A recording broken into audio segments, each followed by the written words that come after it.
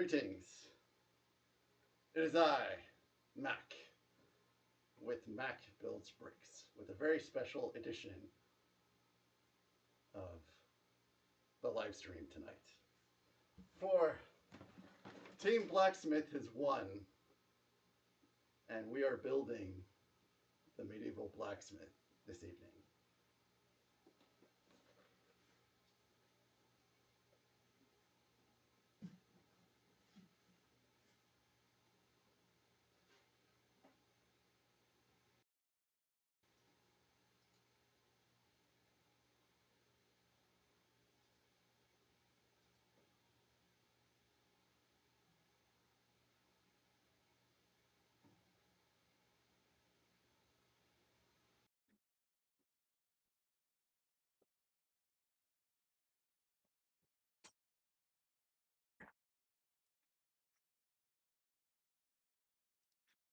Hope everyone is having a wonderful day. Hopefully this won't be too hot.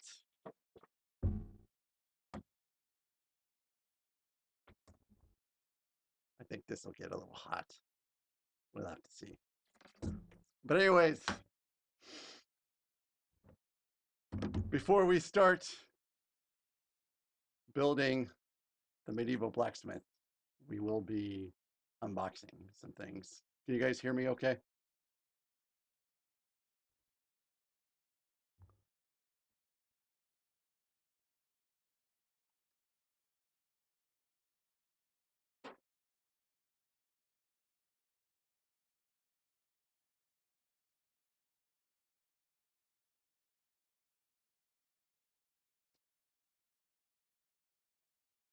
Hi, Arnold. All right. So, unboxing. Yes, I have things to unbox, but I need a knife.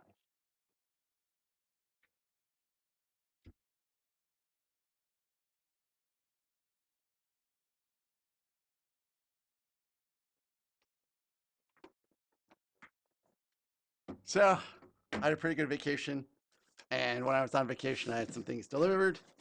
So let's go see what we got.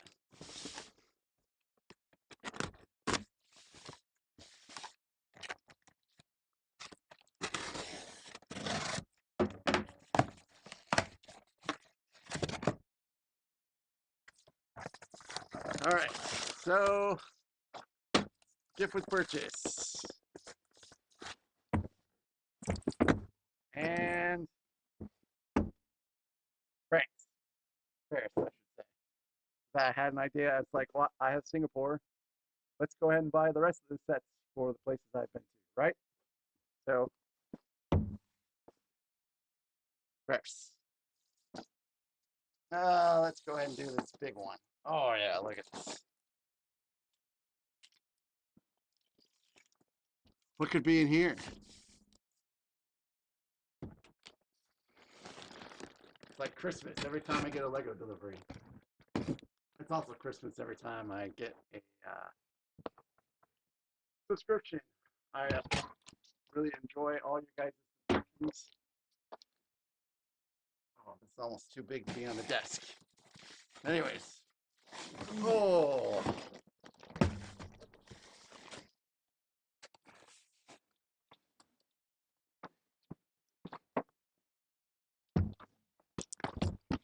It's two of them.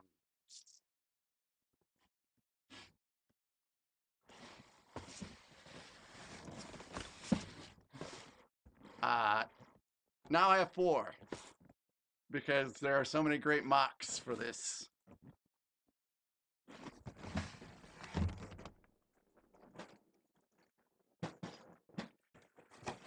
All right.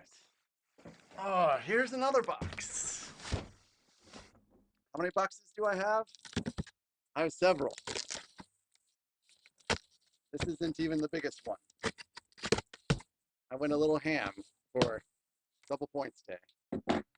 Not too ham, just a little ham.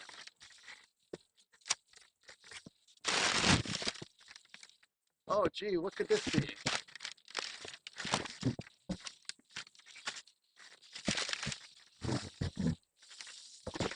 Yes, even more.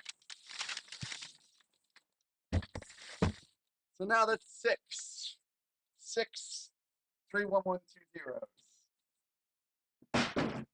Because there are so many mocks. I want to build one that takes 4 and one that takes 2. But if I find one that takes 6, I'll probably build that.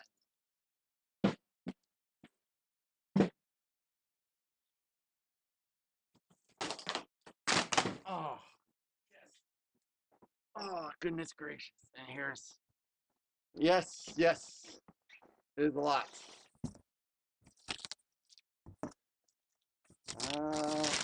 Yes. You guys are going to love this one considering what I'm wearing and what I'm building. No comments on the old medieval costume, huh? No comments? I decided I'd. Hey, JoJo.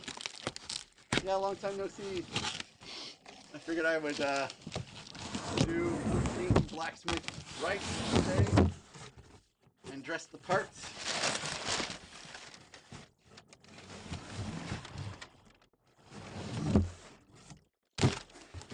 First out of the box is Viking Village.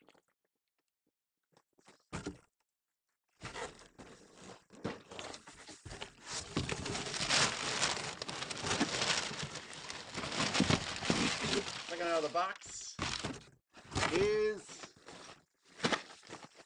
London, because I've been there too. To go along with Paris, to go along with Singapore.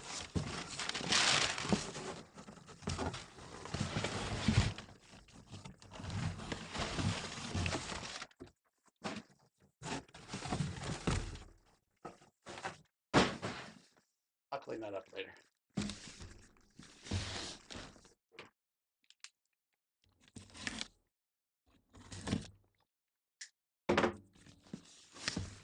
And finally,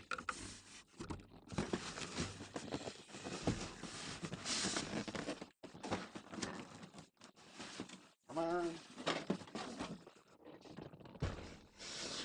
Medieval Town Square.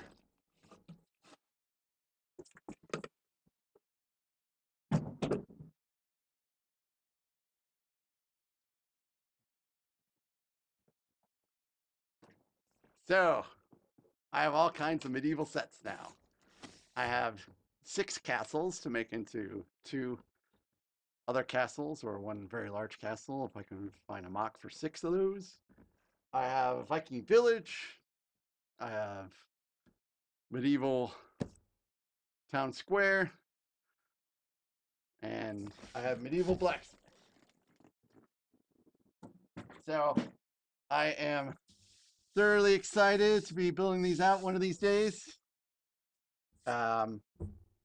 Probably, I imagine I'll probably want to do a mock next. The one of the mocks for the 3-in-1s I got.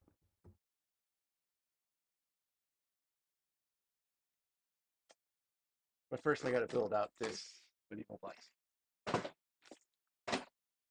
So I got these. I figure I'll build it out on this. Start with.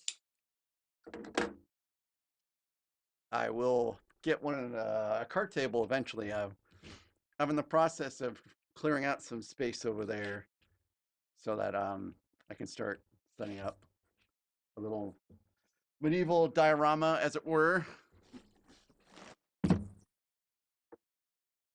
So this is what we will be doing tonight. Very cool, JoJo. And I'm very jealous of the fact that you got the Lion Knight Castle for free. I can't even get the Lion Knight Castle if I were to pay for it, because it just seems like it's out of stock forever. The back order date keeps getting larger and larger. So, nice drink of choice. It might look like wine. It's not wine. It is Vintersaga from IKEA, which is a mold-flavored fruit drink, a blend of grape, apple, and lemon juices. It's a holiday drink, not alcoholic, because I'm not drinking alcohol on this stream. I've only drank alcohol on one stream, and if, you know, when it comes time to monetization, I might just delete that stream because I don't want to impact me getting monetized or any kind of partnerships or anything like that. But this stream is going to be one for the books. Wow. And this is my Hearthstone mug I got at BlizzCon in 2019. And this stuff smells delicious. So anyways, I hope everyone had a wonderful couple weeks. I have been in touch with some of you all on Discord that have joined my Discord. I posted some pictures.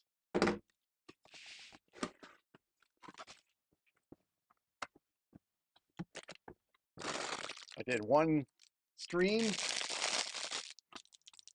where I would have liked to have gone longer, but I have not due to time limitations. And a funny story is, if you recall, I said that I would be going to the mall after, not the mall, the airport. I was going to go to the airport that morning. And we did go to the airport. And we did a lot of things at the airport. Oh, see you, Jojo.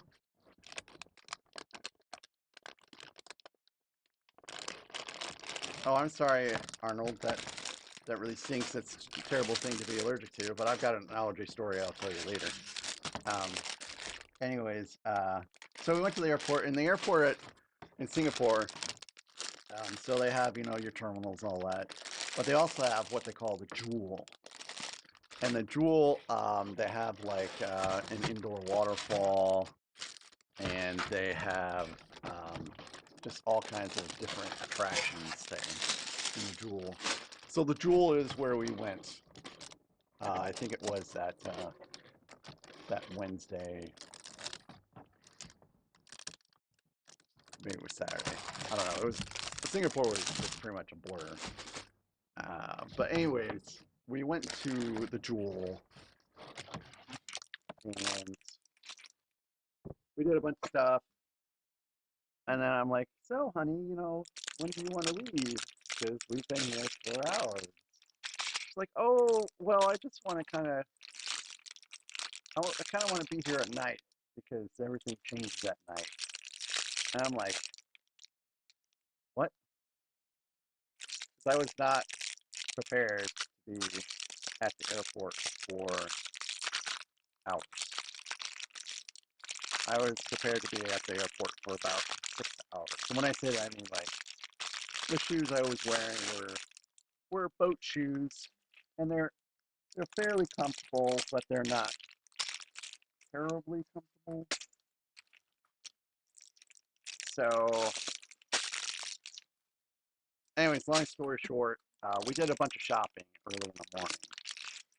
So I carried around all of those bags for hours and hours and hours. And I think we left the airport at around 8. No, I did not shave my beard off. I almost did, but I just think I look too funny without it now. So I have a picture of me when I was in my mania phase. Just can't wait to stop carrying all these bags around. But I mean, it was pretty cool. Let's see, what did we do at the airport? The Jewel, I should say. We went over a bridge that had clear glass. So if you guys didn't know, I am extremely afraid of heights. So I was like, okay, must look straight ahead, must look straight ahead, must look straight ahead. But I did capture some video of that. And then, we of course we saw the waterfall that I was mentioning from many different vantage points. We went to see the waterfall. Um, we also did it was like a trampoline. Gosh, what did they call it? It was like a net area where it's just basically trampolines that you could jump on, and then you could cross the bridge and you could jump on more trampolines.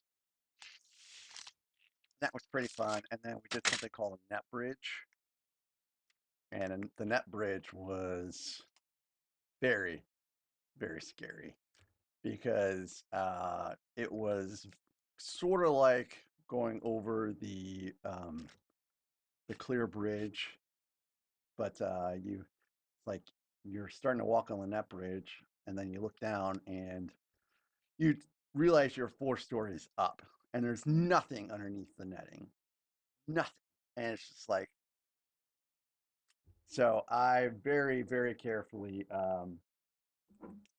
walked across the netting, and I'm sure it was safe, and it was long and wide, so my life was not in danger whatsoever. But I was very very nervous about that. And they had some gardens that we went to there, and it was pretty cool. We just were there forever. And plus, as I said before, it's like the Jewel is also like a shopping center, so we did some shopping before I realized that we were going to be there for hours. So, anyways, again, it's good to see all you all after being gone for a little while.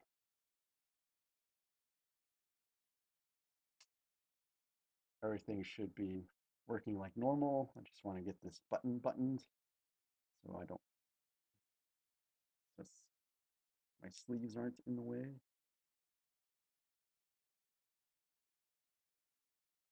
Okay, so here is the manual for Medieval Blacksmith.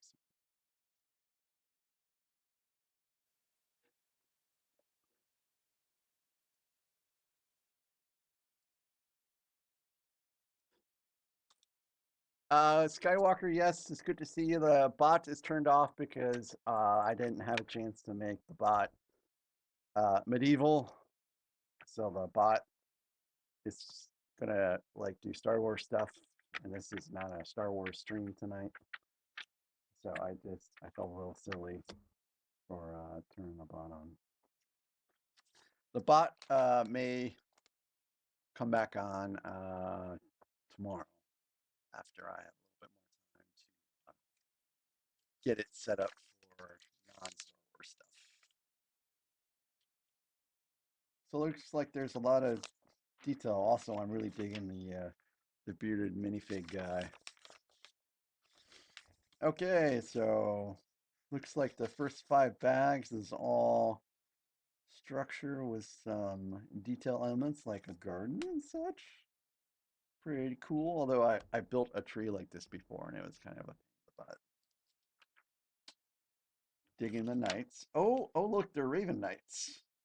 So that will go very well with my mocks I'm going to build. So I guess we can get started.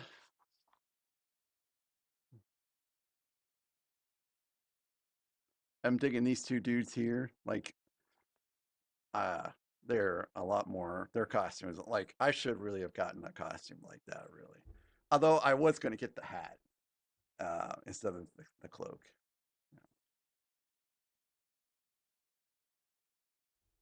I think the hat would have been better.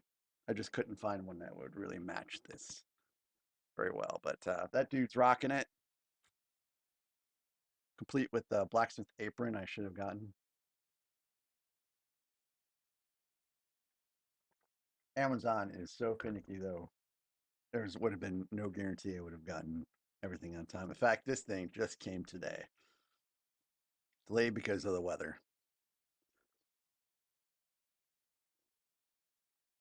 So I am going to build this out, but there is a chance I'm going to just strip it down later because apparently there is a mock to use some additional pieces to make it scale down, like more to castle size. Negative. I have some non-alcoholic juice, basically, from IKEA.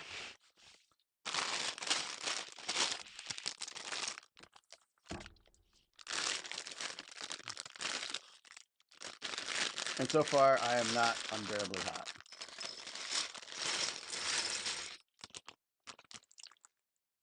Someone will have to check on me in about an hour. And I don't actually really need this manual, but I'm going to keep it close just in case. So I do have some medieval music.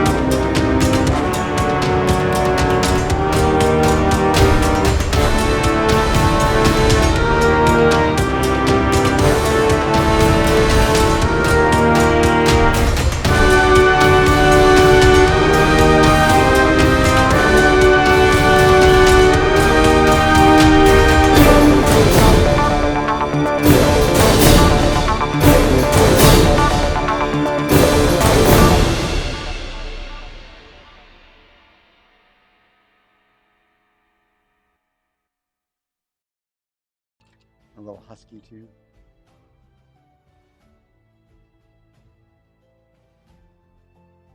I almost got a husky once, but apparently they shed like crazy.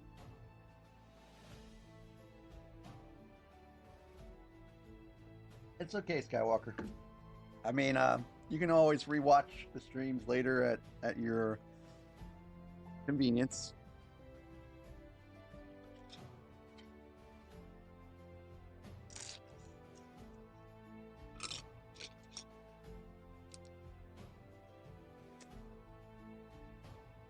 So I went to an island in Singapore called Sentosa Island.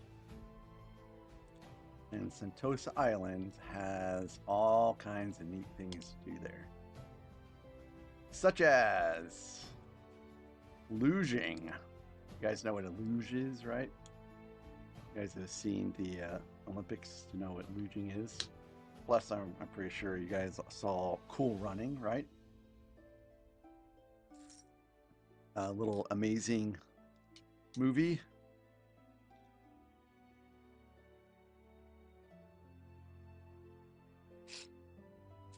I think that's about the Jamaican bobsled team, but I think that's pretty much what luging is. So you can't find snow in Singapore, of course. I'm fairly certain that's something that's never happened there before. But we still did luging on asphalt. And that was amazing. They had 4 different tracks. And I went on all the tracks. Some of them were more advanced than others.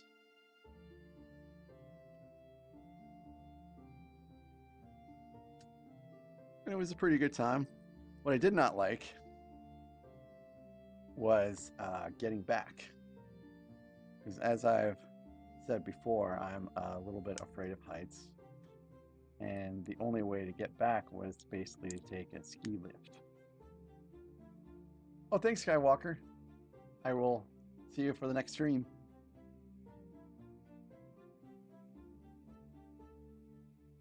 So, now I've never been skiing. So I've never been on a ski lift before. And I was a little surprised at how high you get. And so pretty much what I did was I get on the ski lift and then I just close my eyes as we're crossing. And every once in a while I ask my wife, oh, how close are we? Are we getting pretty close? Are we getting pretty close? Because it was pretty terrifying. And there was a couple times where, you know, she kind of missed her estimate about how close we were. So I'd open up my eyes and look down, and yeah, we were pretty high up. So I had to do that 3 times, and all 3 times I closed my eyes for pretty much the whole bit of it. But the luging itself was amazing.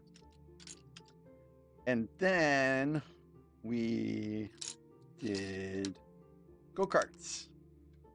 Very fast go-karts. Go-karts that it was, I think they told us it was $7,000 to replace like fenders and stuff like that on the go-karts. And that's a large sum of money to, you know, have to repair something, or something that would seem so easy to like accidentally hit somebody. So we were very, very careful. And I'm a pretty decent driver, I would say. And I do love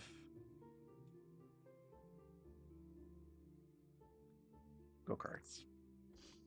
So I got to number 1 because it was I think there were 5 of us that were racing. There was a couple that was with us, and then me, my wife, and my mother-in-law. So it was 5 of us. And oh boy, that went flying. And I got to be number 1 for a brief second before the other guy actually jumped in front of me. And then, you know, I got past my wife though, because you know that's what's important. You got to make sure that you beat your wife. You don't want your wife to beat you at anything, right? Competition between couples. I'm just kidding, by the way. So, yeah. So that was number 2. And despite the fact I was number 2, the significant other, the female of the couple that was with us, she was driving in a way where I could not get past her to save my life. So she was in last place because all of us had managed to lap her. But I just could not get by her. Every time I tried to, she moved in a way that I couldn't. And if it wasn't $7,000 to replace like a fender or something like that, then I might have been a little bit more aggressive trying to pass her. So finally, I did manage to pass her. And I was right there, right at the sharpest turn. And so as soon as I passed her, I tried to slow down, and it wasn't fast enough. And I spun out like this. And so when you spin out, they do the whole yellow flag thing. And, I did what they said. We learned during orientation or training or whatever before we did our go-karts that if you spin out, you put your foot on the brake, raise your arm, someone will come out and they'll turn you around. And so meanwhile, and somehow in that chaos, my wife did actually manage. So that happened just before the checker flag. So my wife did beat me by 2 seconds. Which was just a little humbling. Not terribly humbling, just a little humbling. She did not make a big deal of it. I did not make a big deal of it either. Man, I was so close to passing that lady. So then when we got done with go-karts, there was mini golf like right there. So I'm like, yay, let's play mini golf. Knowing that I am great at mini golf. So I challenged my wife to mini golf, thinking this I will beat her in. I will set things right.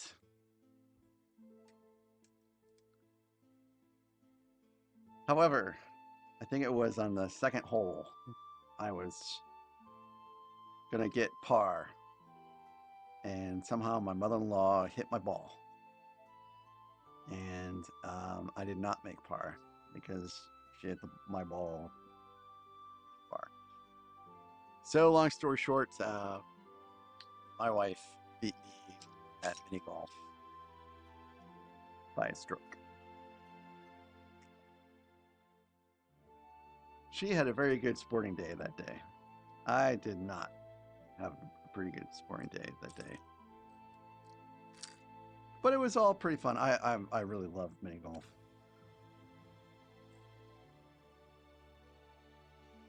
And then after that, we did some kind of virtual reality Jurassic Park thing.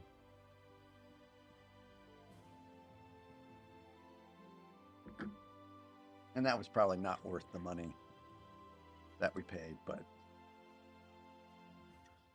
hey, it was okay. And then after that, it started raining. So then we went to the aquarium. And on the way to the aquarium, I was in for a pleasant surprise because they had a massive Lego store. So that one let you take pictures in, but it would not let you video in. So I do have pictures of that. And I really should stick that on Instagram. I think that would be a pretty good Instagram post now that I think about it.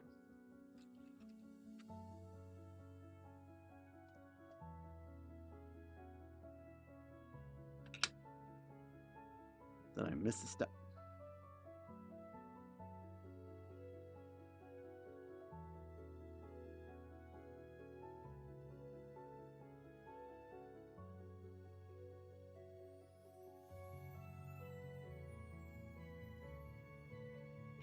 Nope.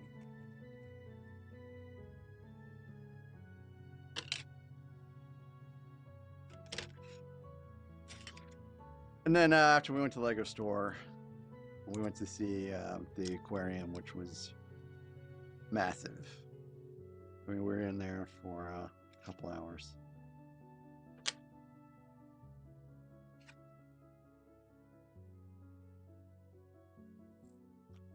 And that was our day at Sentosa Island.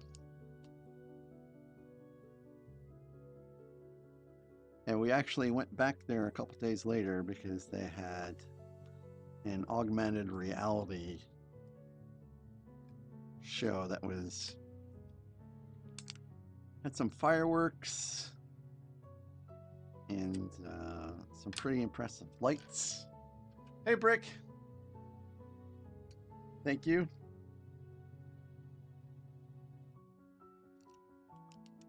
I am medieval today. I guess I am now able to go to a Renaissance fair.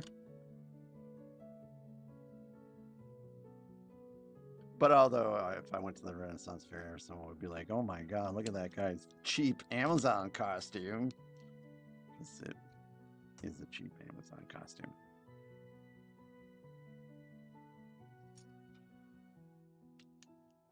So while I was thinking about getting this, I thought, hey, maybe it would be pretty swell to do, different like props or costumes for other streams. And so I started looking at like hats for what some rebels were wearing on Hoth. The hats with the flaps. $250 for one of those hats on Etsy. And I'm like, no. No, I don't think I want to spend $250 on a hat. So chances are, I don't know how many costumes really there will be.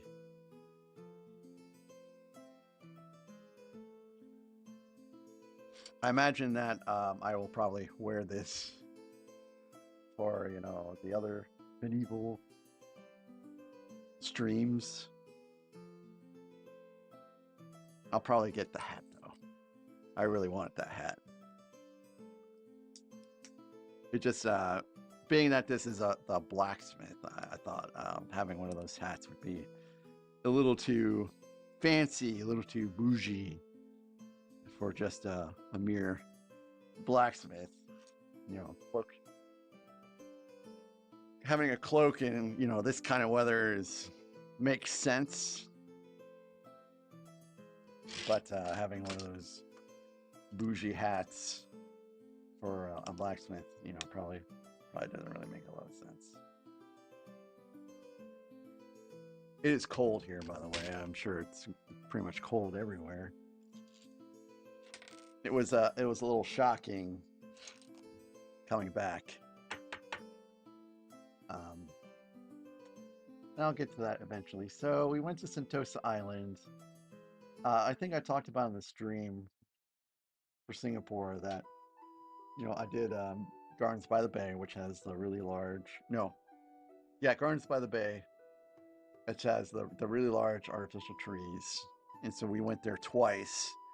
We went there to see it during the day, and then we went there to see it during the night because they have this really groovy light show that incorporates the trees. It was well worth all the hassle, and it was a big hassle getting there, trying to find seating. It was pretty cool though.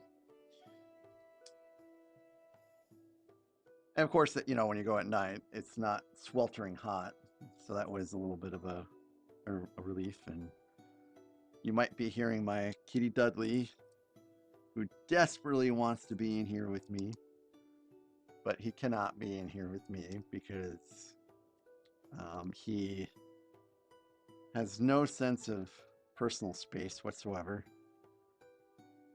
And he will be on me, jumping on me. And this, I mean, look at this. As you can imagine, this is a lint trap, man. That cat would deposit just an unreal amount of hair on this thing.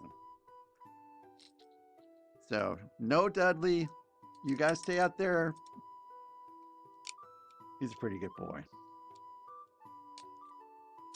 So, we also went to Marina Bay Sands, which is right next to the Gardens by the Bay. In the Marina Bay Sands, I think that's the lighter green. It's basically an indoor mall right next to an impressive hotel that kind of dominates the skyline of Singapore, where that's the hotel that has the 3 buildings with like something that looks like a ship on top, which we were originally supposed to stay at, but it would have been me, my mother-in-law, and my wife staying in the same room. And the more we thought about it, the more we thought that my mother-in-law might want her own room. So we canceled that and then we went to Ritz-Carlton instead, where we got 2 rooms for the same price as that one room in Marina Bay. That should tell you how expensive that hotel is. She said, neat.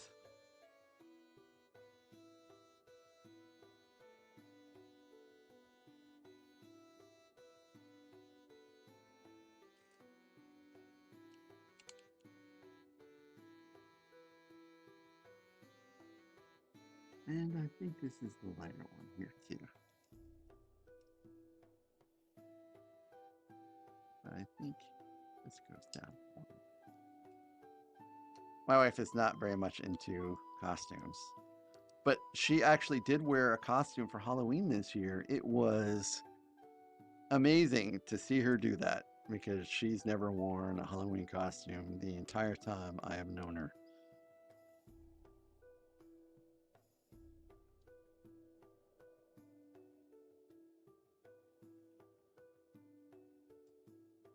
This is going, oh wow, this is going in between.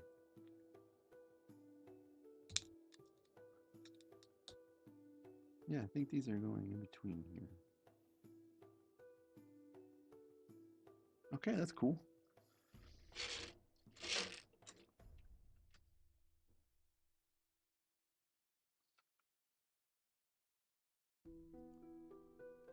All right. And she went this year as like basically Queen Nefertiti, and she had a wig and everything. And I dressed up as episode 8, Luke. So we did not match.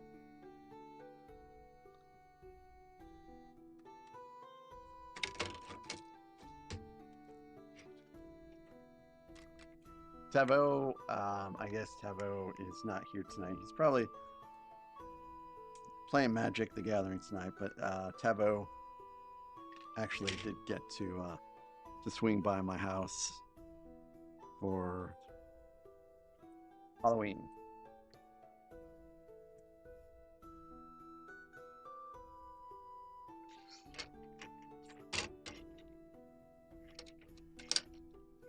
And we are making pretty decent progress.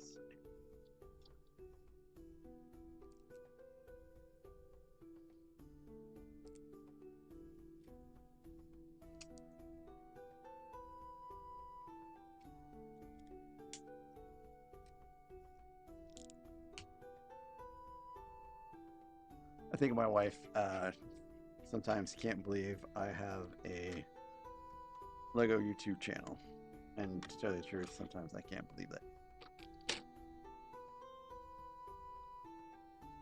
I am a guy that does not really like getting his picture taken. I don't like being on camera. And yet, here I am.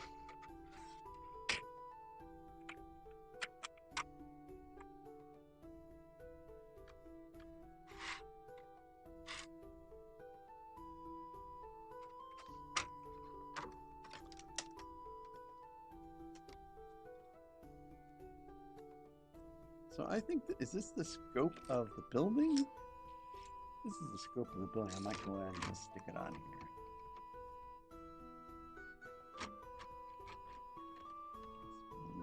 This is good.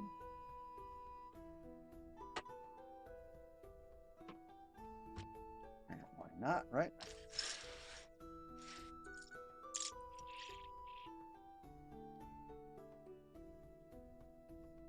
I tried to order these on Lego for double points day, and ended up forgetting, and then ordered some on Amazon, and I realized I got the green ones and not the gray ones, and I think I should have a gray one to start things out. So I had to go to Walmart today.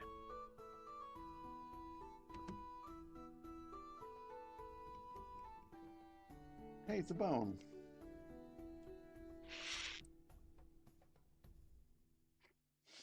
So that covers, I guess, the first couple days that we were in Singapore. As far as food goes, we had Italian when we went to Gardens by the Bay, because the wife had looked up some restaurants near there, and the Italian place was pretty highly rated, and it was good. I had some kind of pizza that had a meat and cheese on it that I've never heard of before, and my mother-in-law got like the largest meatball I've ever seen. And what did my wife get? She got some duck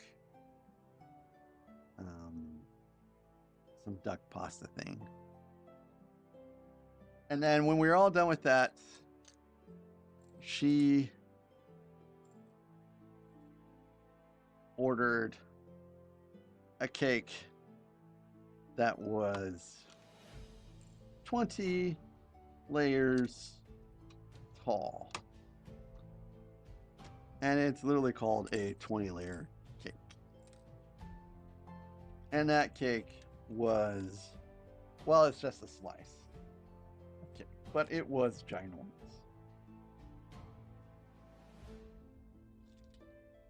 I also took a picture of that. And I will be posting that on Instagram, I guess, too. Somehow, because it's not really Lego related.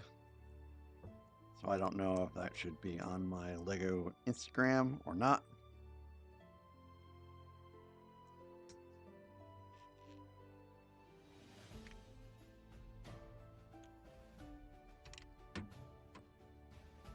Well, thank you, Arnold.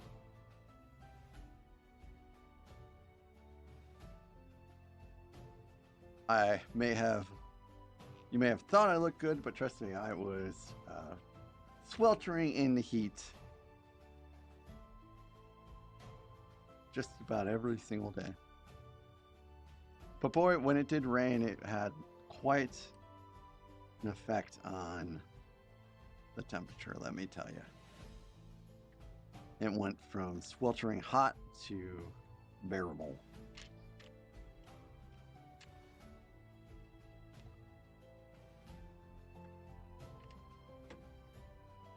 No.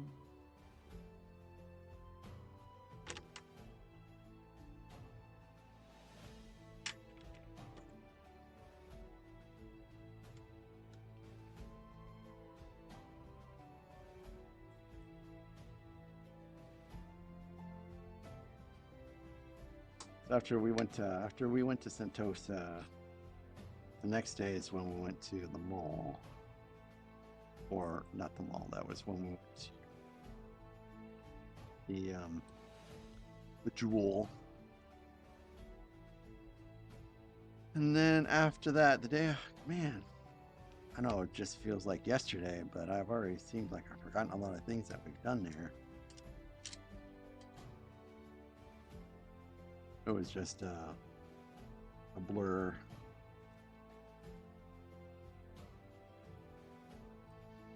We went to a pretty cool bar called Atlas. And we didn't go to Atlas to drink. We went to Atlas to have afternoon tea. And if you've never had afternoon tea before, it is a pretty sweet deal where they give you tea and they give you like these little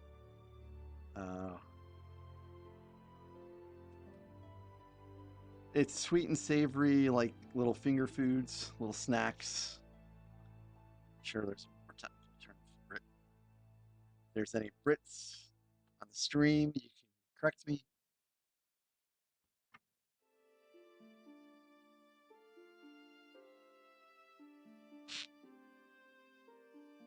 But it was a pretty good experience.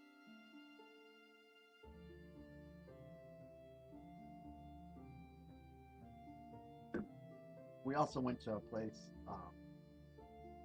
called Sky Garden, and they had 2 levels.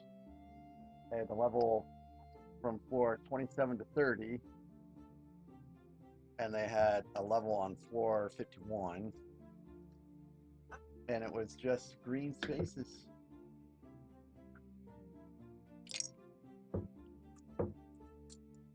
Also, you know, a little scary, but not as scary as the glass bridge at the Jewel and the net bridge there as well.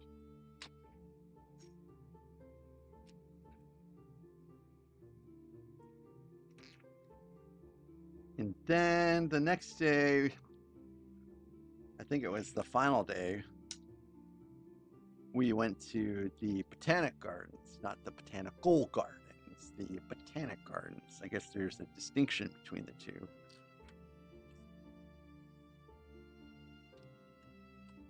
And that was huge, and it was also particularly hot.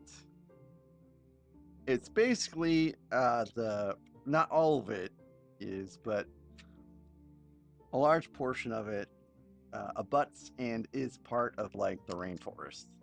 That should tell you about the climate in Singapore. So we were there for a good couple hours, and then after that we went back to the room and did some packing, and then we went on the Singapore Flyer, which is just a really large, it's basically like a Ferris wheel, but with much better like baskets that were covered in glass. I mean, they're just like little observatories, really. And it took us basically 30 minutes to make a full revolution. Also a little scary, but bearable. We were with other people there, so it's probably great that I could tolerate it, because it would have been really embarrassing to panic in the middle there when I've got people there with us that, yeah, granted, we don't really know them, but still. I'd rather get you too famous this way, not getting you too famous because I freaked out in the middle of the Singapore Flyer experience.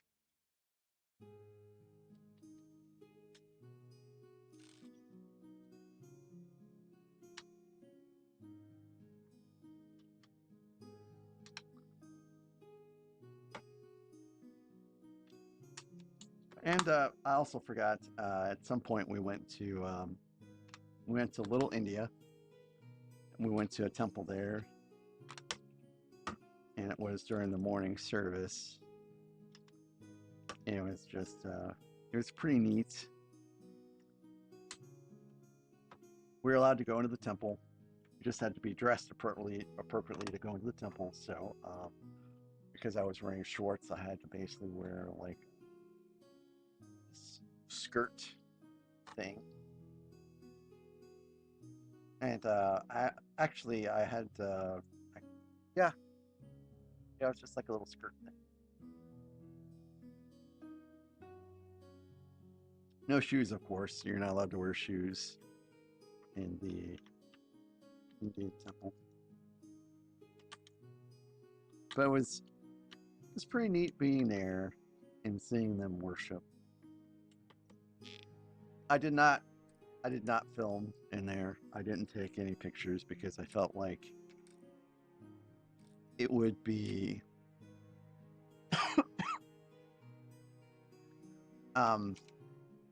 disrespectful to do so, and it probably was not disrespectful to do so. And there were plenty of people that were taking pictures. It was just how I felt like during the whole thing. I felt like it would be disrespectful to do it. So I guess I'll have to pull some pictures from my wife.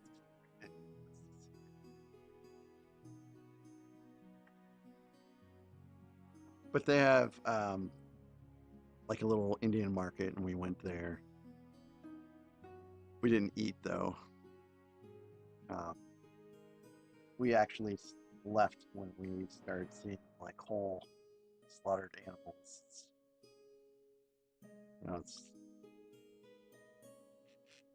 We love lambs, and so it was a little sad to turn a corner and you see like literally a whole slaughtered lamb there.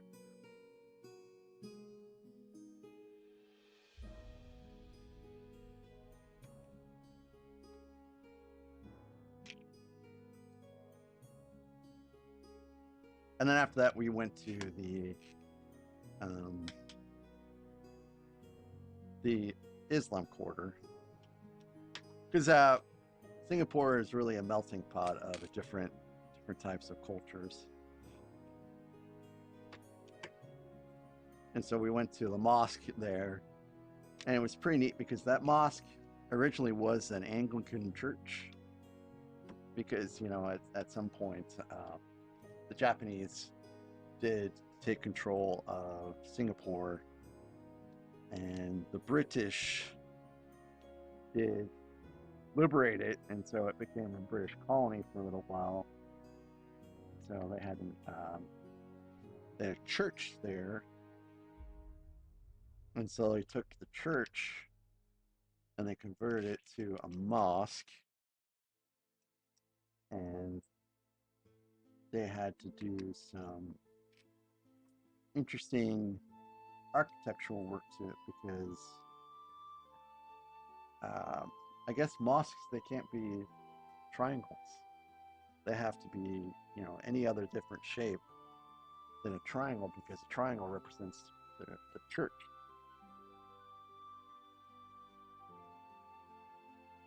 So they had to fill the church out to make it square. And it was really neat hearing the little tour guide talk about it. And I did take a picture inside the mosque, because it wasn't, no one was worshiping in there at the time that we went. And after we got done with that, we ate some of the best Turkish food I've ever had in my life. It was amazing.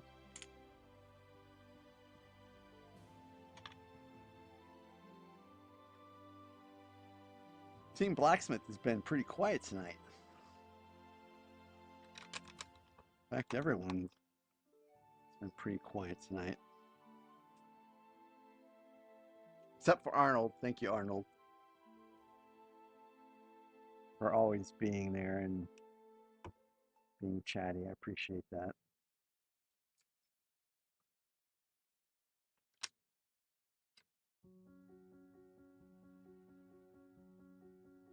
Sometimes I wonder, like, is this what life is going to be like when I get done building all the Star Wars UCS sets? I think everyone just wants to see me build Star Wars stuff.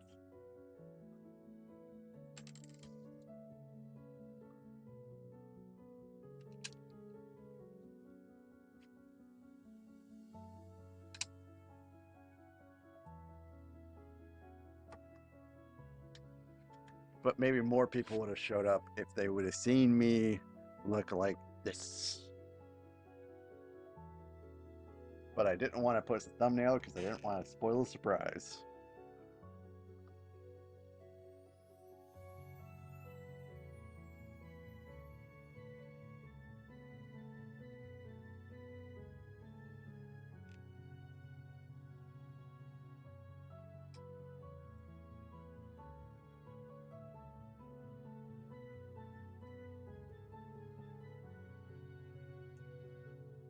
We also did go to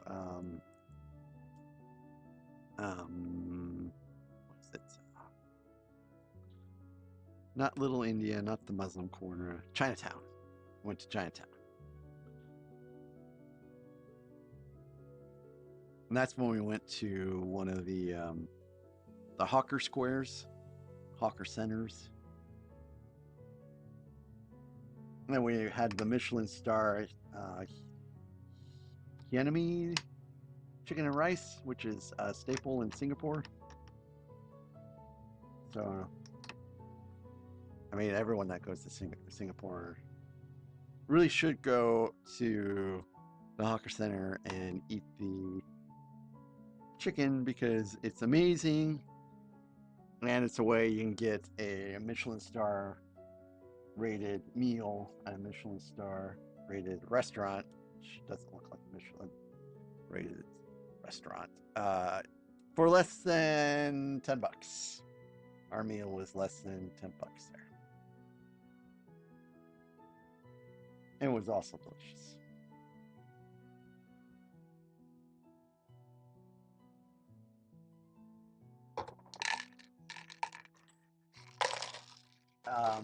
What we did, which was pretty smart, was my wife went and got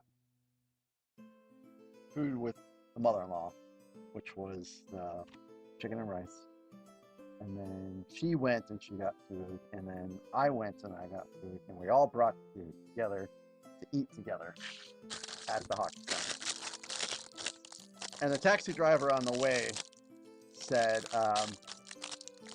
basically, when you go to the hawker center, look for places that have lines, because chances are, if they have lines, the food's going to be good. And if they don't have lines, then you're not sure if the food's going to be good. So I walked around and I decided that I wanted to have vermicelli. And there was a line at the vermicelli place, so I was like, hey, I'll go ahead and eat here. And it was amazing. I got, it was like pork roll vermicelli with more pork. It was good stuff. My wife got green chili chicken. And I'm like, you know I can't eat this, right? In fact, the green chili chicken was so spicy, not even she could really eat it. So I can't tell you if that was any good, because there was no way I was touching that food.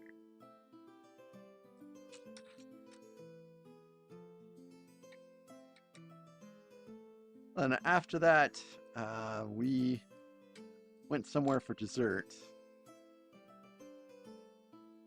And I got traditional Chinese ginger pudding. I like ginger, but I was not prepared for the potency of the Chinese ginger pudding. I mean, it was like, that would make your eyes water every time you had it. Basically, they took gosh, they took some cream, I think it was, and they poured like pure ginger on top of the cream, and it was really hot, and then you let it sit for like 5 minutes, and then it becomes like pudding after that. But it was very, very gingery, that's for sure. It was pretty tasty, and I think the wife and mother-in-law, they had like ice cream or something like that. They did not like my ginger pudding, that's for sure.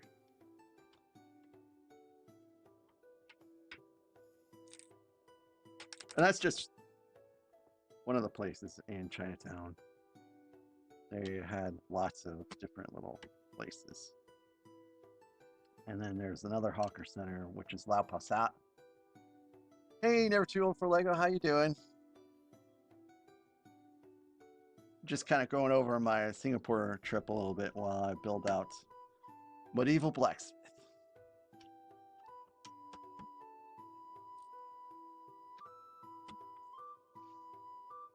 Lao Pasat is one of the places that I was kind of talking about during my Singapore stream.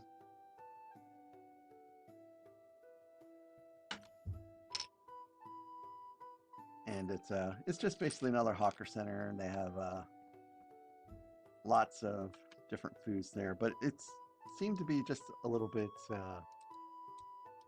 different, cleaner than the other hawker center. And I'm doing pretty good, having some fun.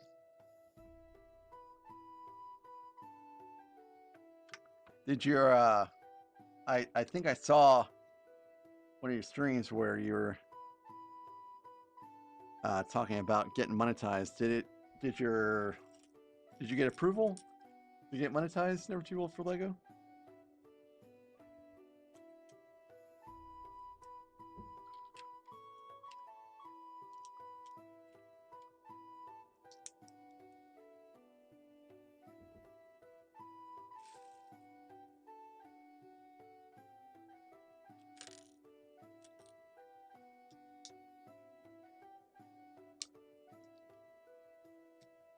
Oh no, I have not. I did see that you were doing one today. I just got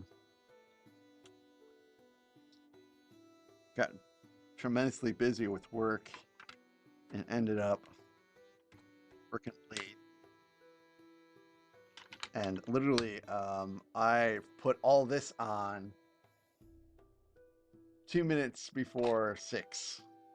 That's how little time I had to spare. Well, congratulations, Never Too Old for Lego. I hope that it continues to go well for you.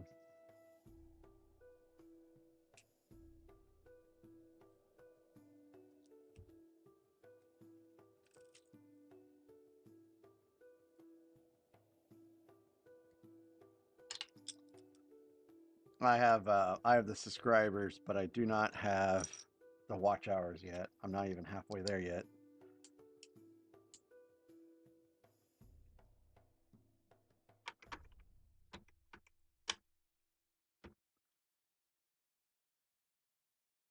So what does light mean?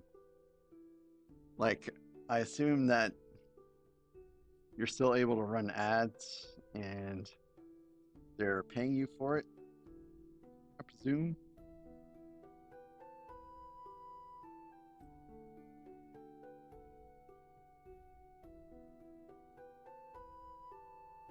I will listen to it as soon as I get done with this tonight, and I'll let you know. It's the weekend tomorrow, so I have all the time in the world tonight. Hey, it's a grinder.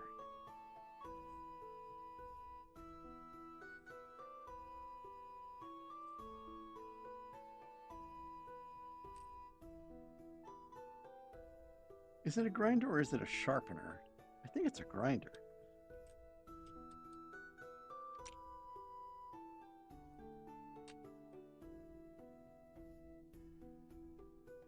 I love medieval stuff.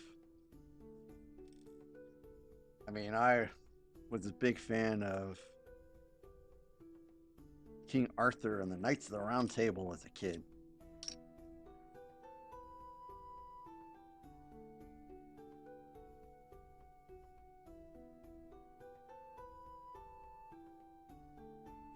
I loved all things medieval, all things chivalry.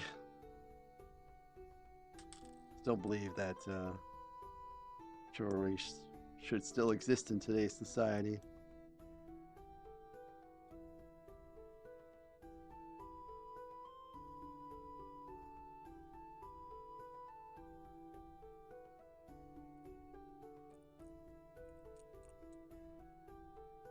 Just goes in this way.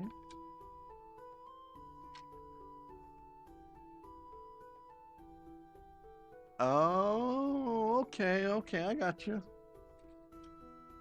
I got you. So I hope that people are throwing you some super chats. Yeah, super chats, not super likes, super chats. Hope people are throwing you super chats.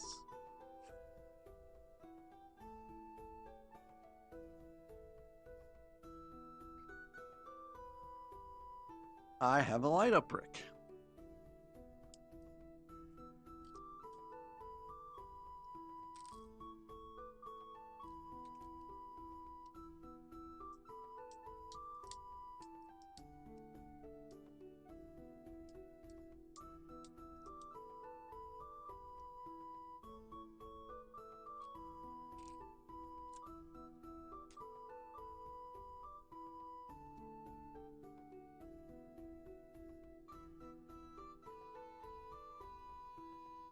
Hey, lights up.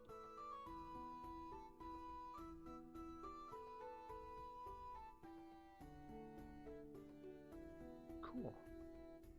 I don't know why I need a light up brick yet, but I think it's pretty neat.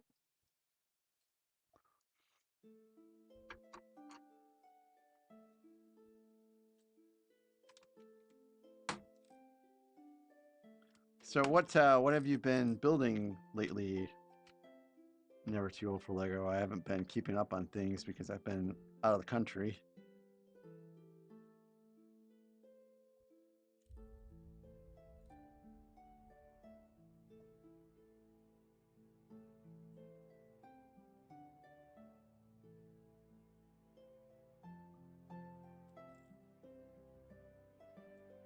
Oh, cool. Fireplace. Did someone use your song with your permission? I hope.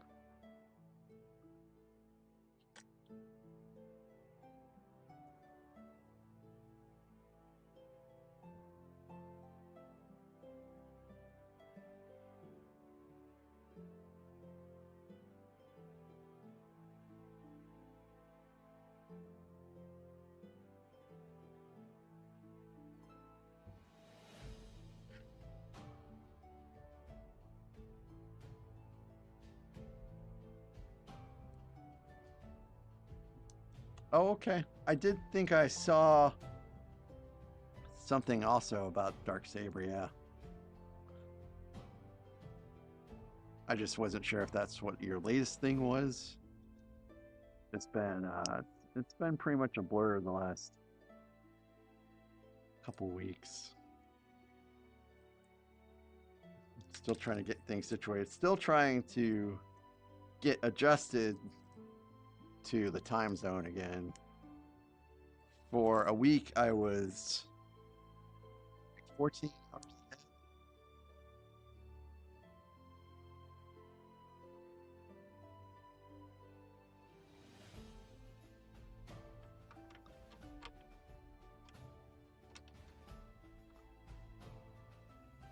Well, it's very nice of you, Never Too Old for Lego. I just wanted to make sure that, you know, you were getting your due for, you know, writing the song. If you wanted to get your due, that is.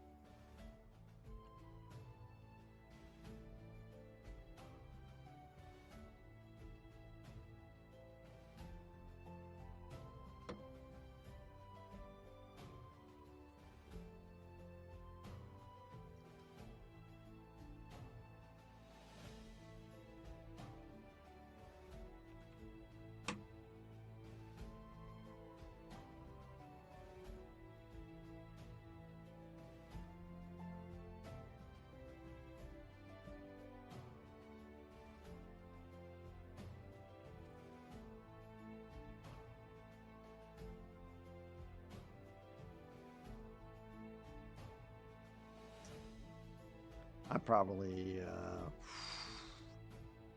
about 2 or 3 months away from getting my watch hours I need, I think, before I get monetized.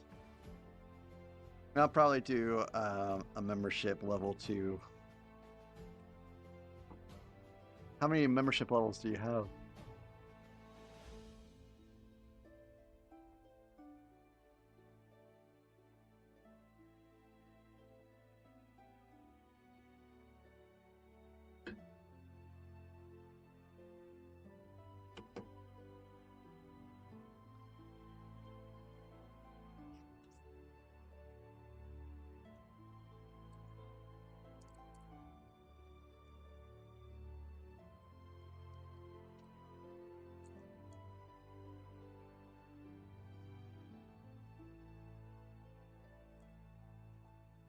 Well, that's pretty sweet about the different versions. AI can be pretty interesting sometimes.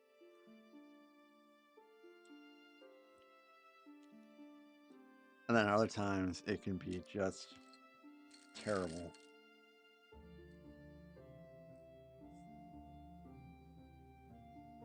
Cool, cool, cool. I'll check that out too. I probably can't sign up for anything right now, just because I just got done spending a fair amount of money on Lego for Double Points Day, so I gotta recover my finances a little bit from that. But I'll see what your memberships are after that. I think it's pretty neat. I'm glad you got monetized.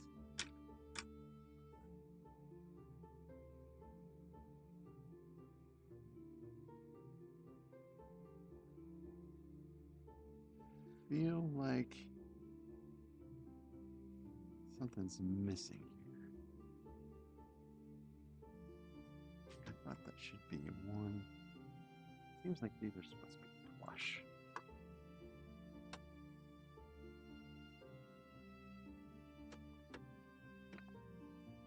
Yeah. Okay, I'll catch you later.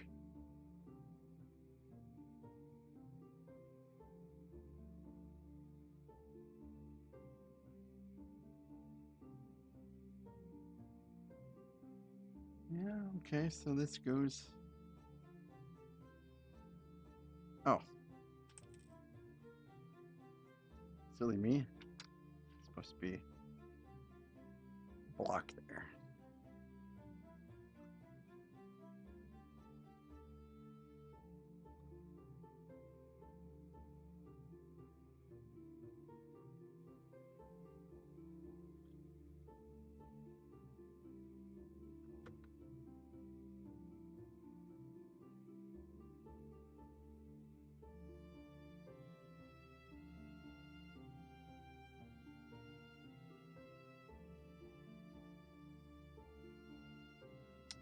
Things don't seem to go off.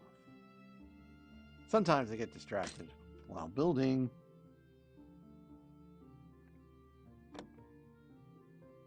Make just a little mistake. I think I know what I did here, though.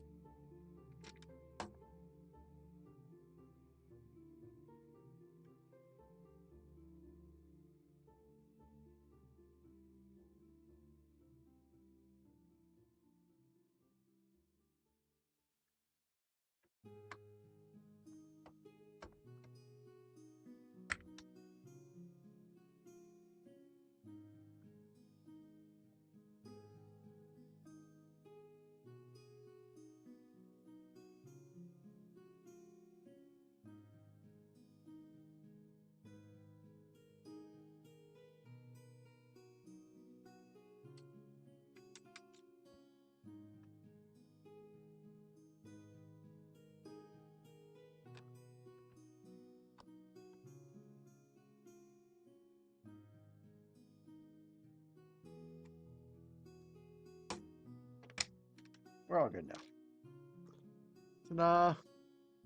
Ta-da! So yes, actually, so now that you think, now that you brought it up, Arnold, yes, I'm getting more room for Legos. So on my right here, which you cannot see, I have cleared everything out. So now I will be putting a couple drawers there. Drawers are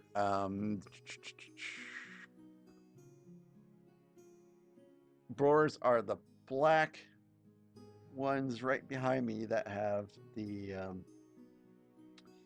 gunship on, and then the Razor Crest. So 2 drawers will be going over there, and I'll be moving the gunship over there. You will not see the gunship soon, and the reason why is because the gunship is girthy, and every time I walk to like clean the litter box, because in the room over here there's a litter box, every time I go to clean the litter box I hit the wing, and I'm sick and tired of hitting the wings, so the gunship's going over there. And then let's see, side cam. One of these dressers is going away. I'm gonna stick one of the dressers in this little room over here. So let's see. The GHCD machine, which is what you use for like apps, stuff like that, that's gonna get disassembled here pretty soon. There's another machine, I don't even know what it is, that's going to get disassembled. Then there's another machine, I'm probably not going to disassemble that, but I'm going to store it in a way over there somewhere, on top of something else.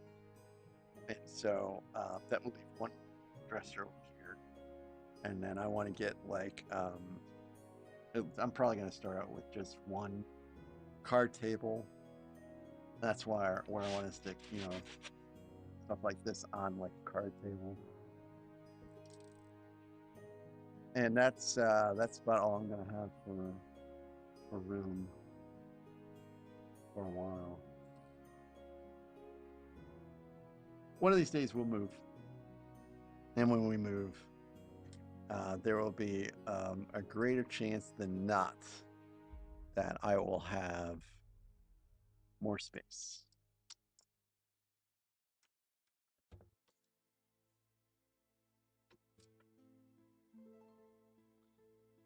And not too long ago, we were looking at a house, and we didn't end up going for it, but it would have given me not one, but two little rooms. And I would have used one for like a studio, and the other one would have just been a pure Lego storage.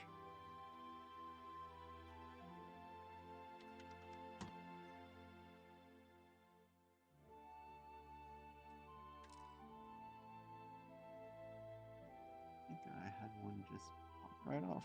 It was black.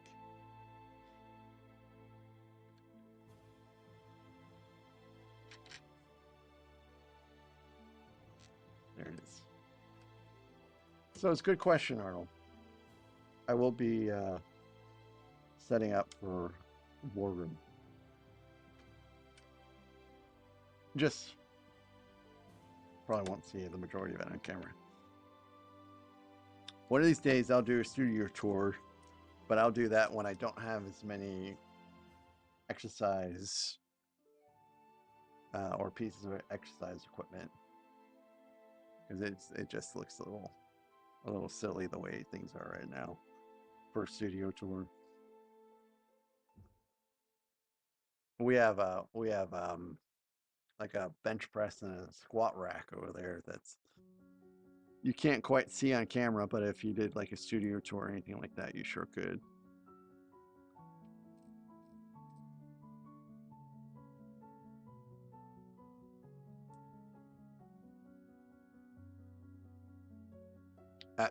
That bench press and squat rack, we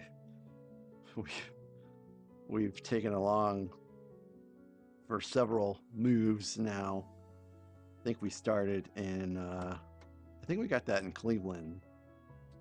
So we went from Cleveland to Liberty, Missouri, to where we live at now, hauling that thing around.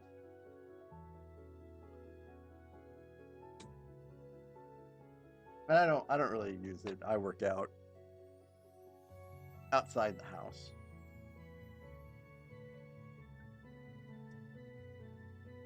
My wife was doing the majority of the working out inside the house because she gets so busy and she was on call and stuff like that.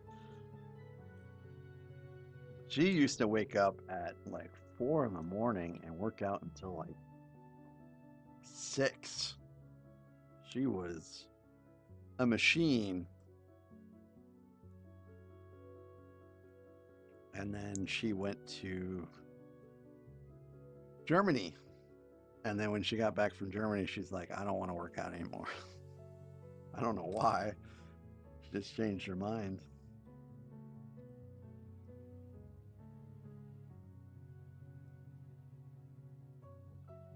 I am building bellows.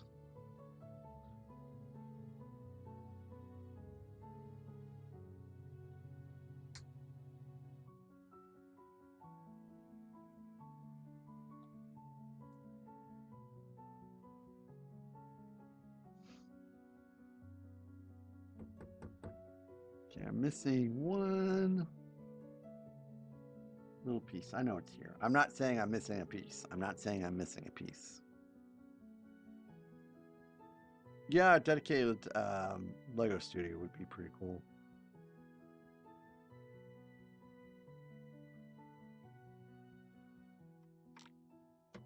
Hey, that's pretty cool. It's like you're pumping the bellows and you're making the fire hot. I love it.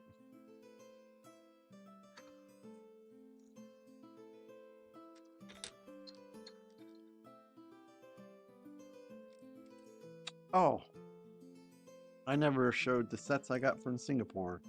I guess I mean, I took pictures of it, but I didn't share it outside of that.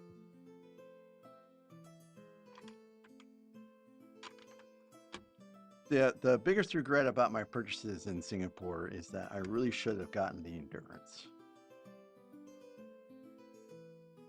I just didn't think I would be able to stick it in luggage and have it like arrive unscathed.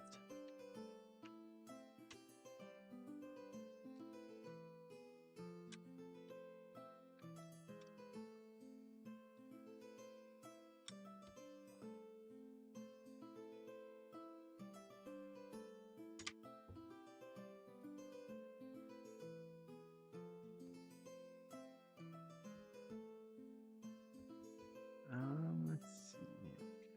That's it.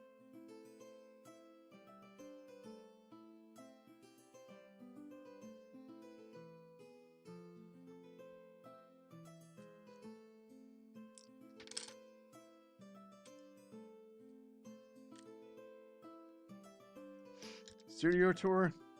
Yeah, maybe one of these days. Just not really a whole lot. I think I'm flipping.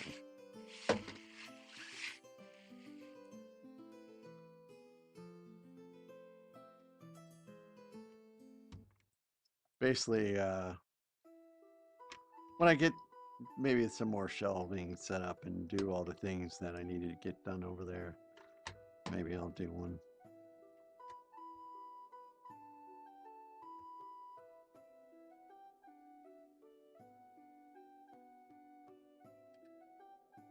I also have to build a wardrobe this weekend. My wife is running out of room for clothes, so she picked up a wardrobe.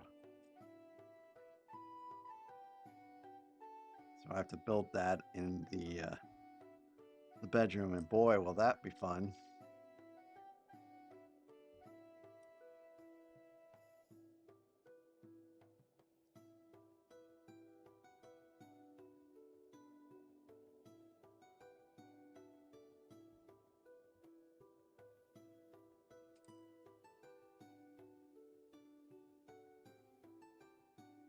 These are stacks of wood.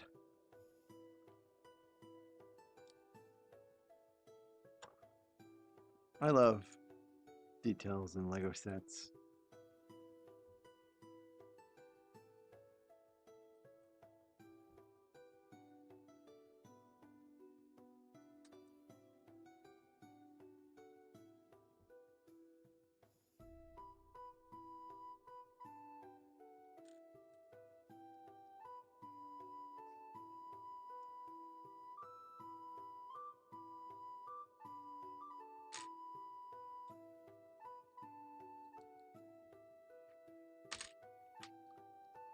All right.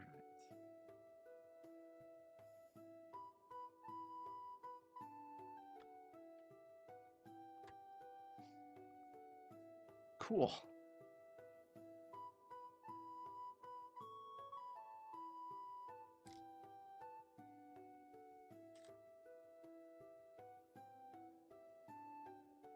I think it's pretty neat that Never Too Old for Lego made a song about Legos.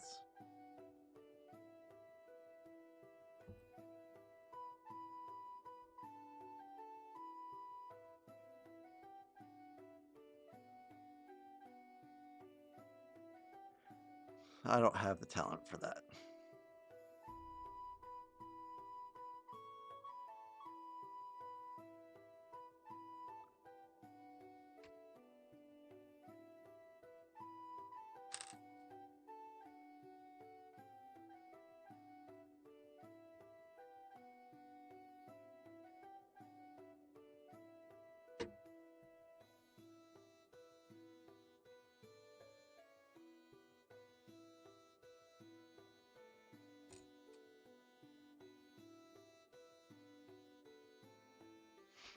So we do have a Renaissance Fest coming to this area pretty soon. I will be all ready to go.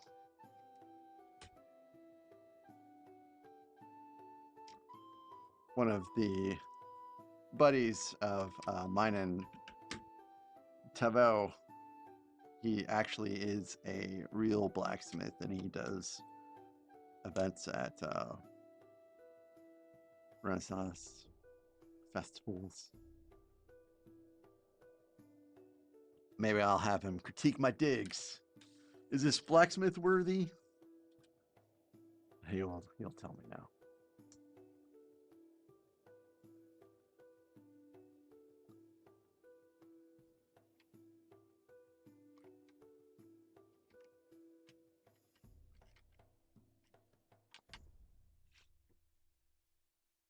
So something about Singapore that I thought was curious is why don't they have any retired sets in any of the stores? There's no retired sets. There's no pre-owned Legos. There's nothing like that. It's all just... It's... All of the Lego stores in Singapore were like all of the Lego stores that you see in the United States. But they're in such a constrained space, I should say.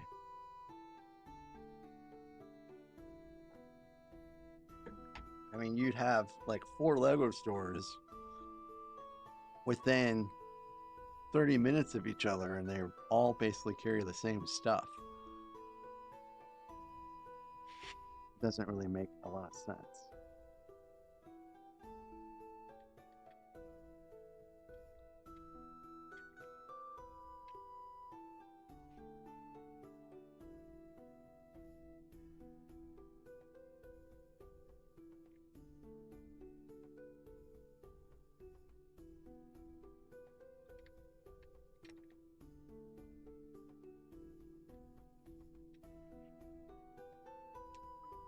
I was hoping to get some small retired set that I could bring back.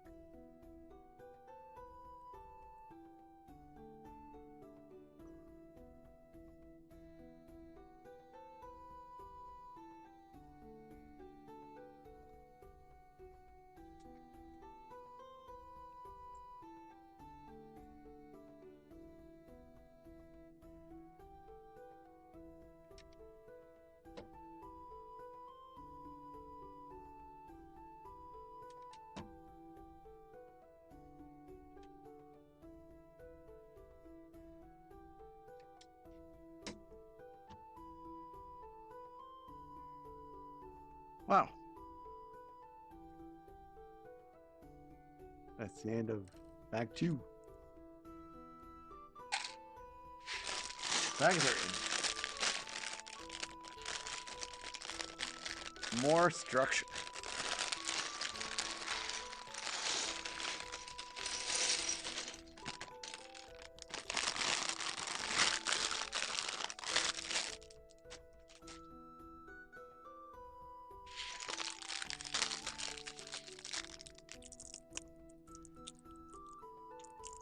Looks like maybe some shutters.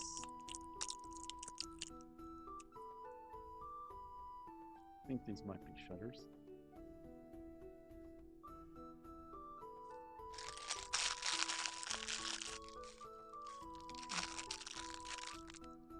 I think I might be building another blacksmith bro.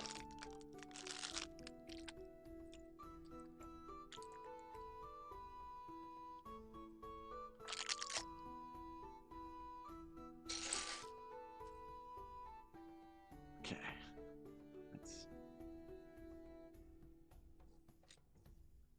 Feels like a lot more pieces in this bag.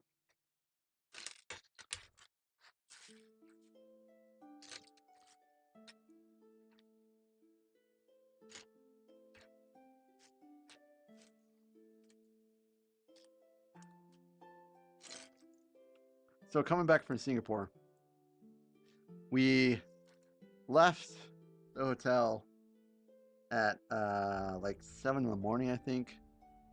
We got to the airport at about 7:20. We boarded our plane at 9:20. We took off at 10:10. We landed at 9 a.m. on the same day. But it was a 14-hour flight. And this time on the flight, I had no problems. My console thing worked just fine. Everything, like the tray, popped out like normal. So I had 0 issues this time. I don't know if you watched my Singapore stream, but heading to Singapore, I had problems with the console where, like, I think with about 8 hours left in the flight, it just stopped working, so I couldn't watch movies on the console, and I didn't have the United app downloaded on my iPad, so I couldn't watch movies on the iPad. I could only watch movies on the iPhone, which is not great. And of course, I had already slept, so I wasn't tired enough to go back to sleep. So I watched some movies on the iPhone for hours. But coming back, everything was great. No problems. And then we had like a 5-hour layover in San Francisco. And then our layover in Las Vegas was, I think, less than an hour. So when we landed in St. Louis, it was like -7 degrees or something like that. It was abysmally cold. And I only packed a hoodie. And my hoodie was in checked luggage. And my wife was like, you know, it probably would be a good idea for you just to go get the car and then bring it back when we get the luggage. So we'll just bring the luggage to the curb. You come to the curb, and we'll put the luggage in the car, and that will make everything a little bit faster. So I braved that -7 degree cold in a short sleeve shirt, and it was very, very cold. Like, I'm surprised I didn't get frostbite.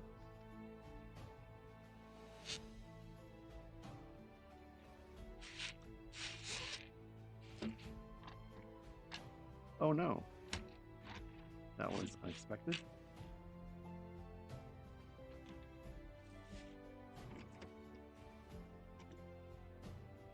No problem. Oh, well.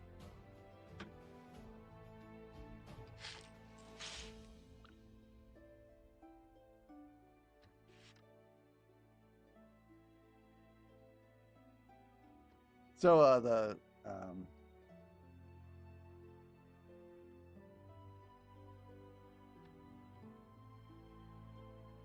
it did end up getting a little warmer after we got back into town, but boy, was it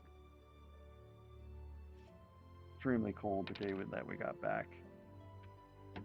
It was a little shock too, you know, going from 89 degrees muggy to -7. Yeah, I'm still kind of trying to get adapted to being in Central Time Zone again.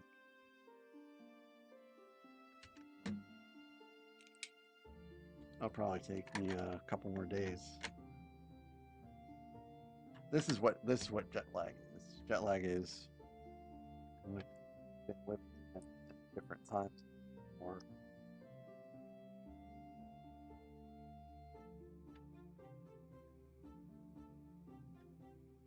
a week.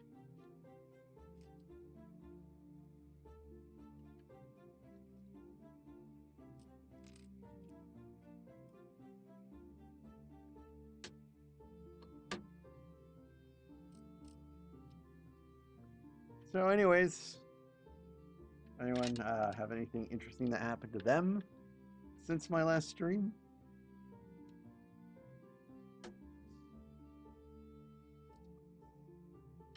Any good pickups?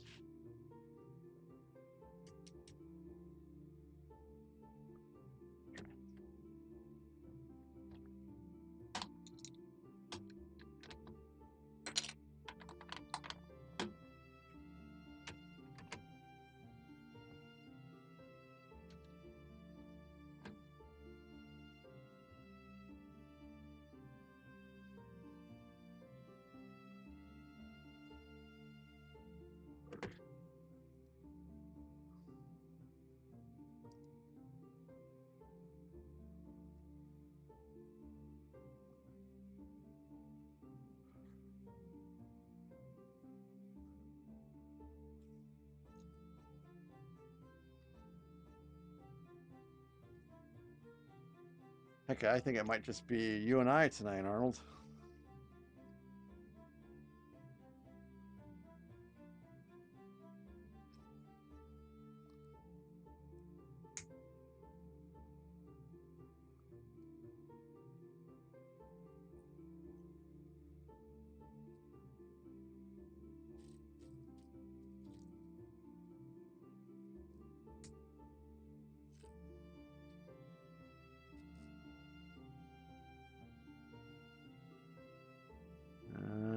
Yeah, I think this is the right color red.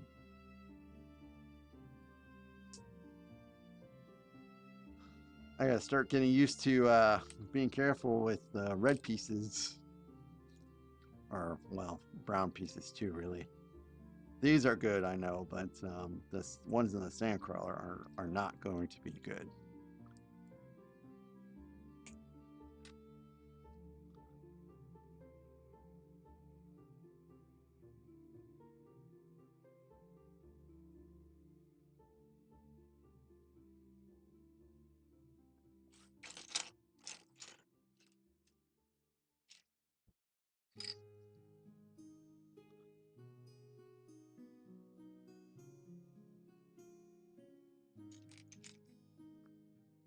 Yeah, I know they did vote for this, didn't they? I mean, it's to me, it's no big deal if they can't make it to the stream because streams they can always be watched later.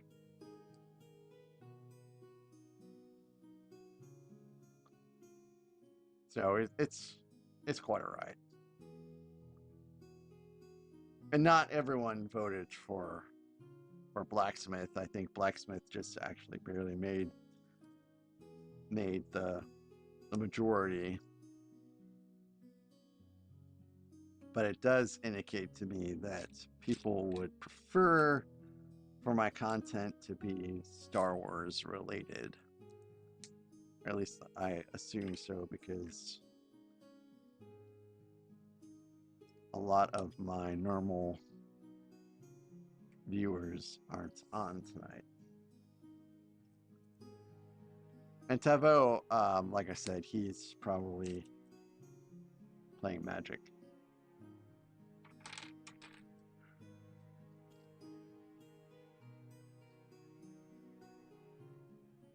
But I'm happy to be here, and I'm happy that you're here. And to anyone that may watch this later, I'm happy that you're enjoying this too. And if you're watching this later and you're not subscribed, feel free to give a like and a subscribe, and that way you can be informed of all the neat things that I will be doing in the future. Like random build streams again. This was not a random one. We knew this was going to happen, but I am pretty sure that we'll be doing another random one in the future. I feel like maybe I should not stick Star Wars related stuff in there, but I think I will, just to keep things fair.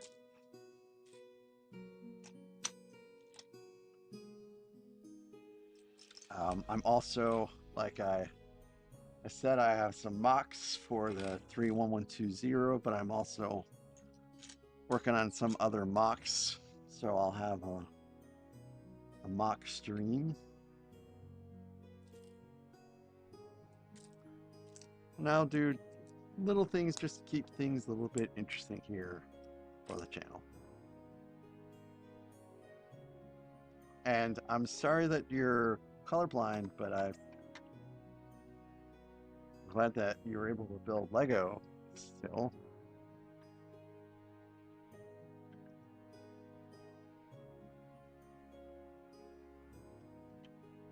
I know they make those colorblind glasses, but I don't know how expensive they are.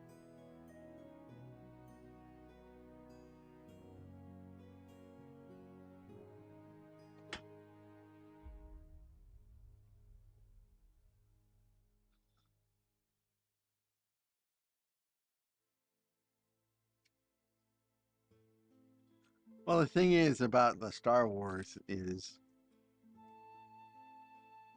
eventually I'm going to run out of UCS sets. And some of the Star Wars sets that they've been coming out with are just so small. And I don't really like streaming small sets, because it doesn't make for a long cycle, you know. It's just a short cycle, and I would prefer to have a longer cycle.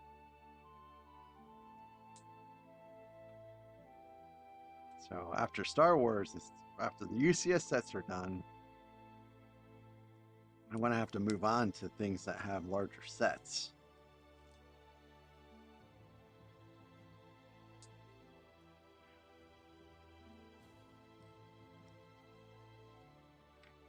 Like, I'm pretty sure by the time I finish Star Wars UCS sets, I'll still be trying to build Bardur.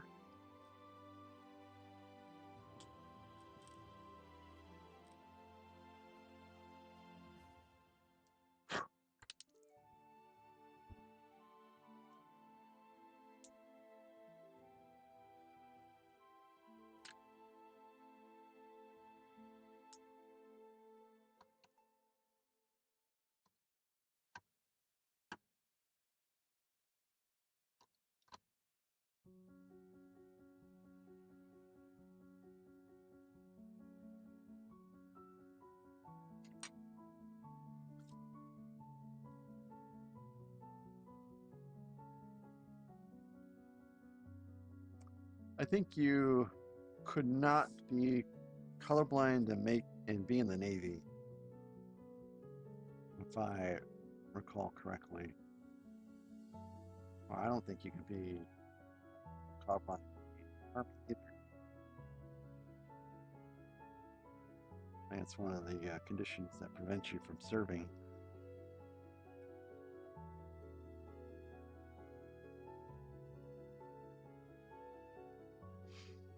One of the mocks I want to try to build is the acclimator as well, like a 5200 piece version of the acclimator to go along with the Venator.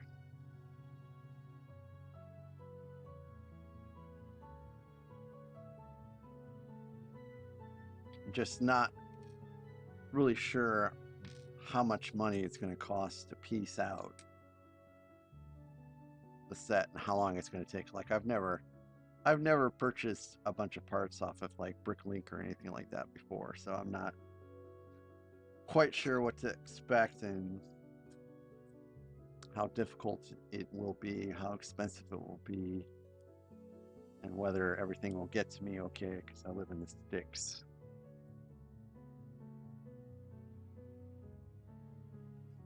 And they do have some bulk Lego bins here, but I don't think he knows what he has in his bins. So I can't just show up and be like, yo, let me get 7 of these pieces.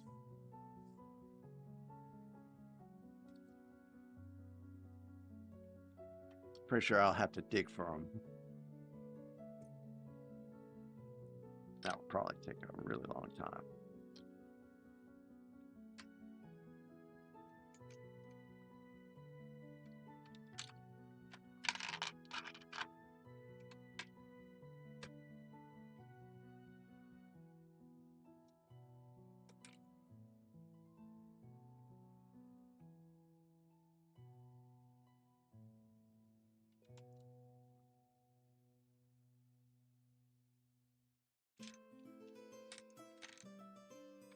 I love this set though.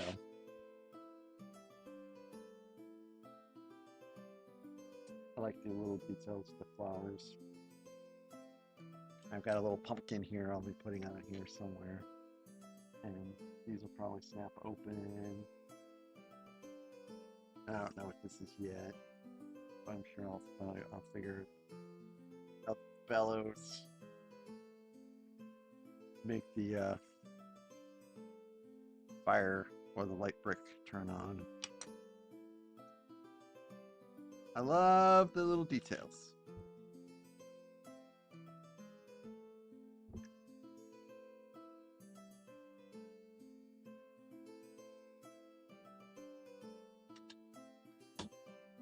Oh, I heard a pretty good Lego rumor today.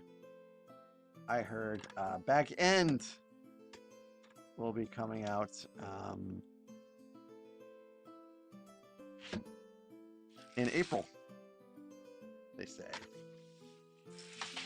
It's supposed to have a pretty neat gift with purchase, but I can't remember what the gift with purchase is supposed to be now.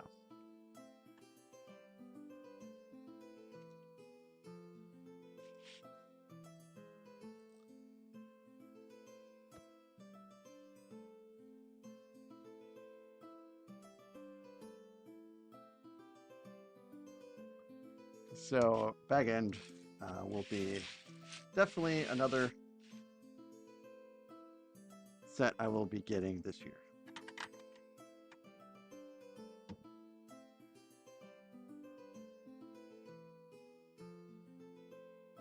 And this Back End set, I think it's somewhere, they're saying it's going to be $2,500 or so, or 2,500 pieces. Back End is where Frodo Baggins and Bilbo Baggins lived in the Hobbit and Lord of the Rings movies. So Back End is going to be a Lord of the Rings set, considerably smaller than Rivendell and Barad-dûr, but that's okay.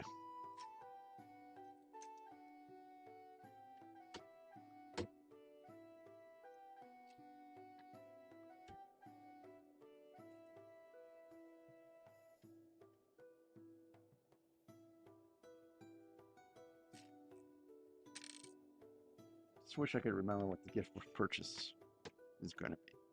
I think it's supposed to be like Gandalf with a cart.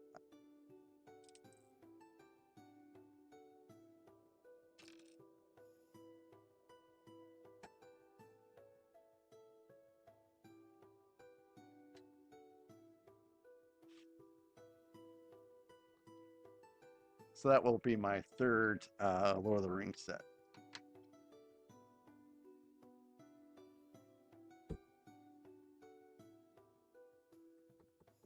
All right, I think that's all done.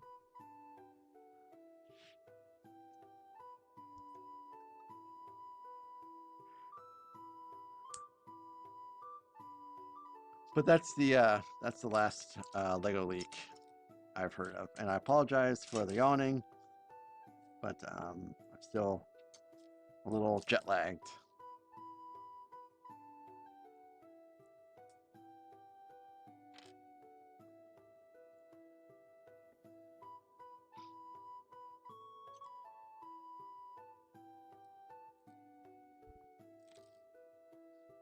That AT driver's helmet will be coming out. I think like next week.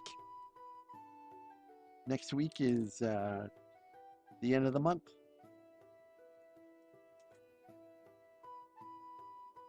I ordered mine off of Target. I did a pre-order, so it should arrive here around March 3rd. I will not be building out the at helmet on stream now. I'll be doing like a speed build or something like that.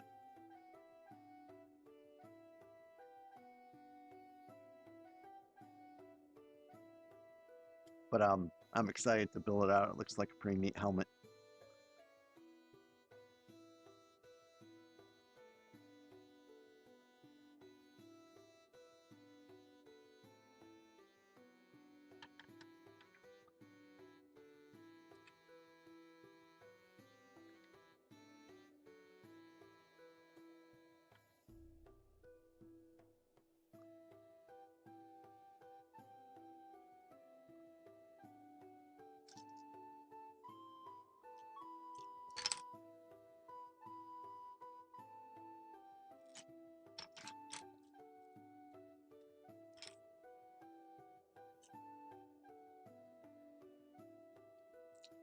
Another thing that I actually thought about doing, and I probably will start up for Assault on Hoth, is I think I want to try multi-streaming to Twitch as well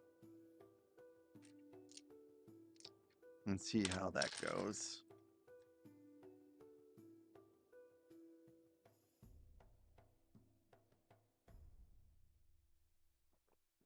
Have you started Rivendell yet, Arnold?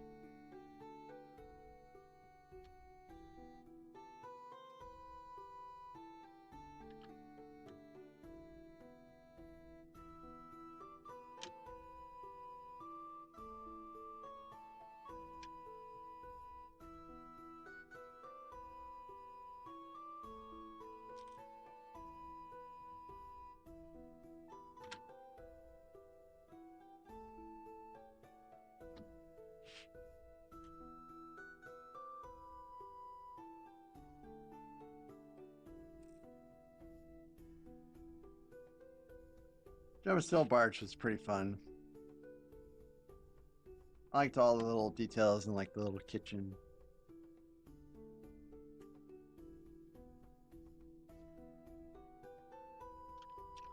I did not like that I had a missing piece, which I still have not replaced.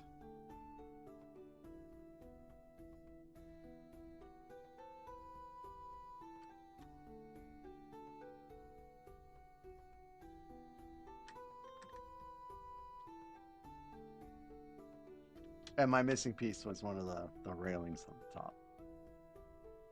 I didn't get all of them.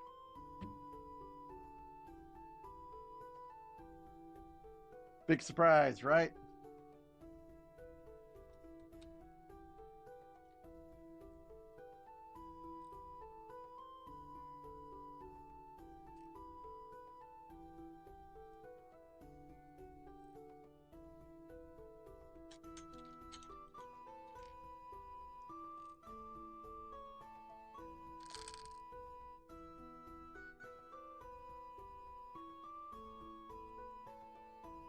Oh, neat.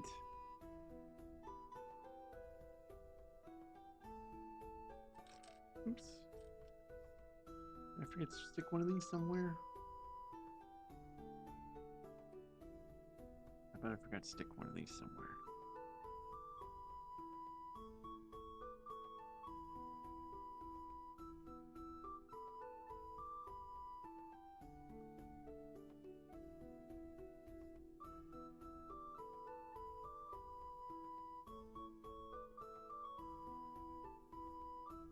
Oh. Right here.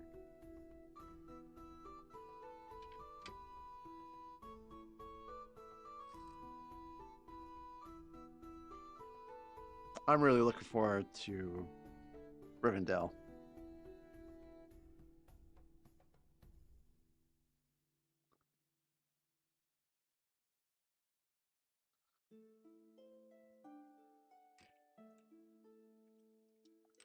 Oh, I forgot to put the other one on there too. Where's the other one go?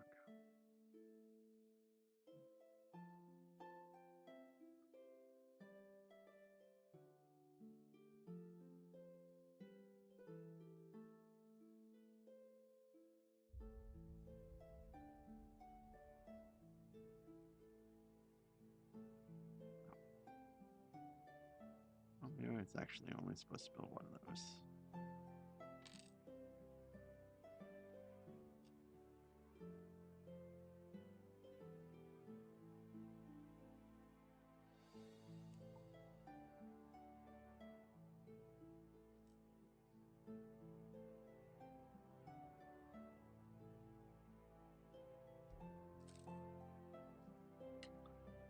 So where is my shield?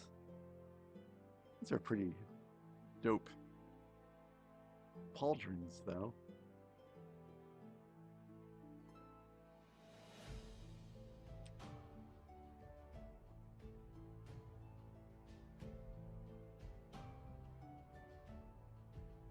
Ah, here's the shield.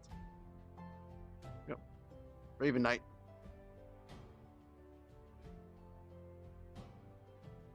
Come on. Focus.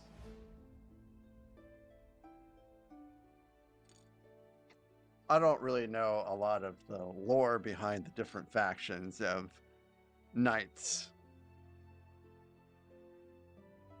I just know they have Lion's Knights, Raven's Knights, and Beastmaster. And that is pretty much all I know.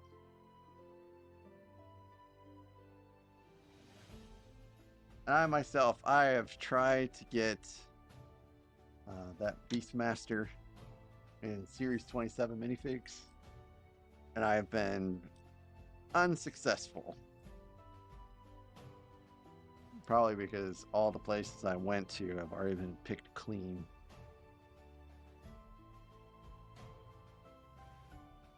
And yes, I am using the little scanner app to see what's inside.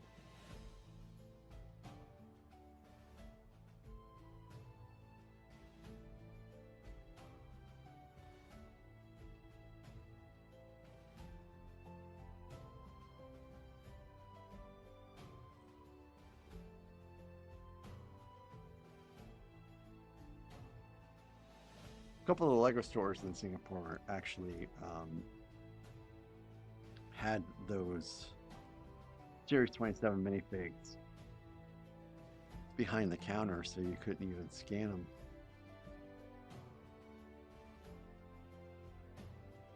I don't think I really like the randomness of that, though.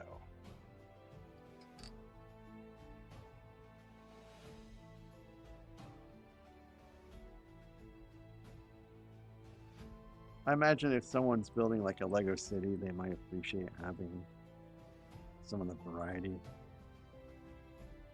But what am I going to do with like a longboarding minifig?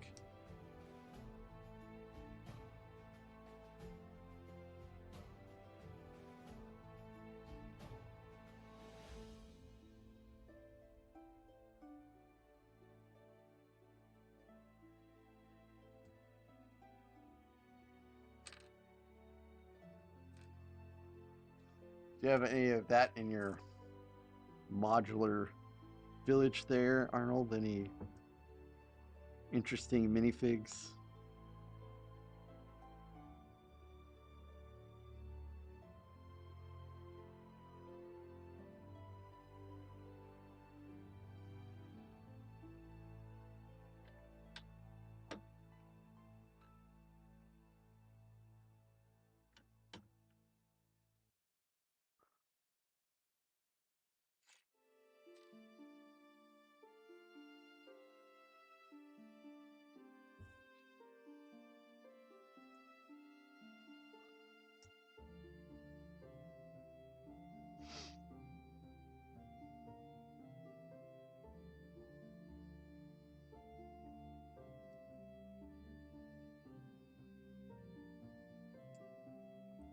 Yeah, well, hopefully by the time you get the Venator, I will put out my Venator advice video, which I keep thinking about doing, but always somehow forget to set up. And I say that, but it's not going to be a long video. And the set's been out for a while, so chances are people have already built it and they kind of know what to do. Anyways. But it's just, I thought maybe I would do a quick video that talks about the things to watch out for when making the Venator. Like, chiefly, really, it's the engines. If you don't really click those engine pieces together real good, you'll get sag.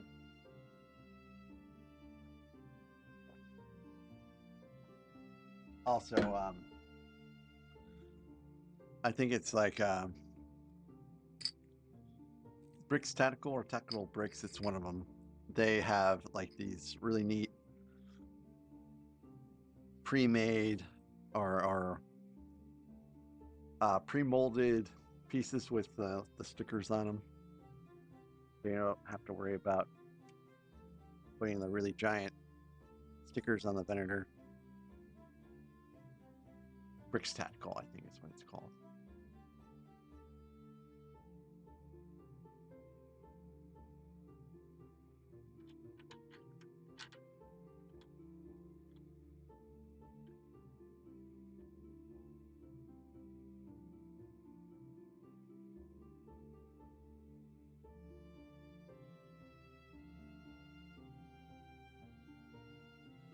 Cool, a double window.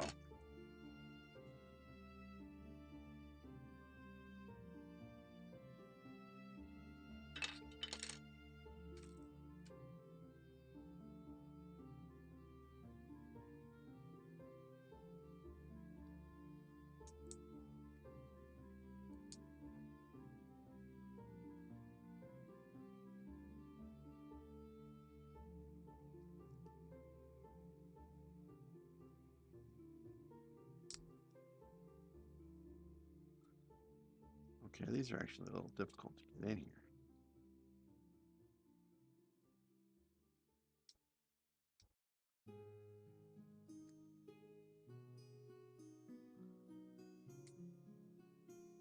Okay, we're in.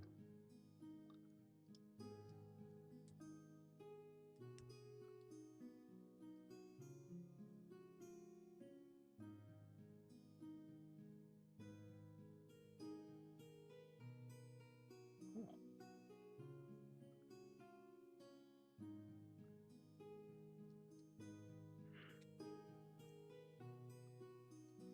Yeah, so when I built the Venator, I didn't know about the Windex method yet. So doing the pre-molded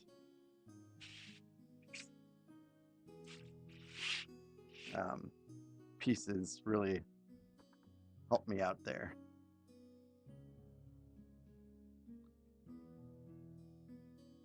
And it wasn't terribly expensive.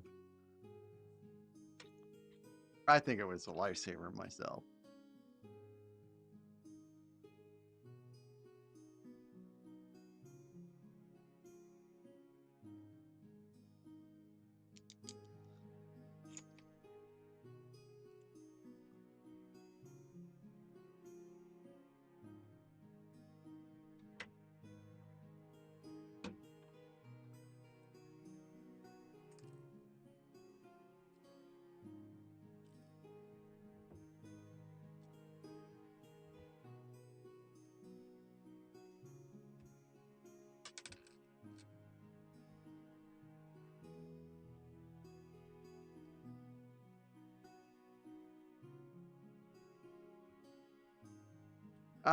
So I don't really have any interesting minifigs besides the ones that are in sets. I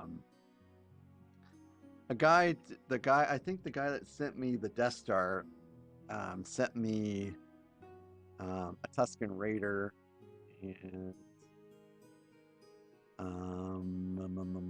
sent me Darth Maul. So those are the only two minifigs I have that are not in sets. Or from sets, I should say.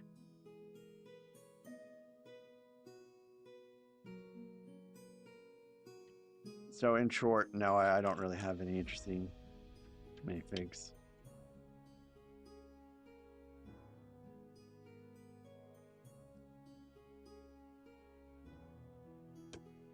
No one will ever see my Millennium Falcon stickers. I would be too ashamed to show those off.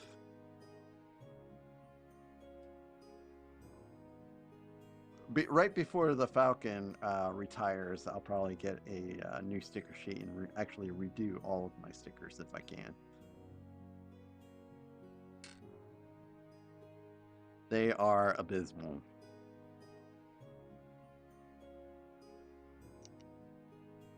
And my thought process was like, well, you know, no one's ever going to see these stickers anyways. Who cares?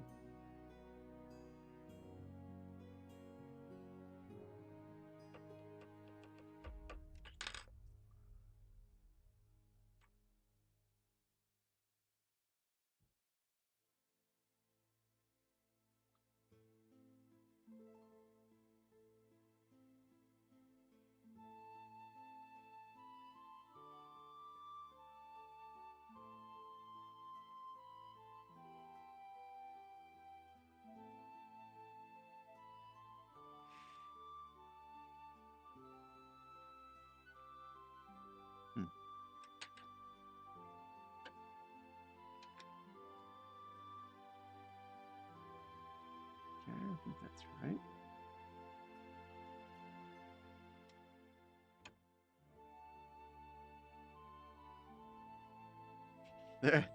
They're pretty bad. You know, as much as I say I'll never take that set apart again, I think when I move, I'll have to take it apart again. This is just going to be too big to really cart around.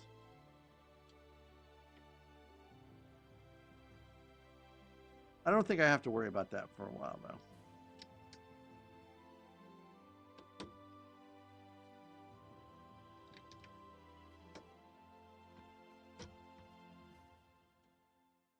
The next set, the next UCS set, I'll have to strip apart will be the some of the AT-AT. Not all of it, but I really think I need to take apart the legs and figure out why the last time I moved it, the bottom part of the legs came apart. That's not really like supposed to happen. It's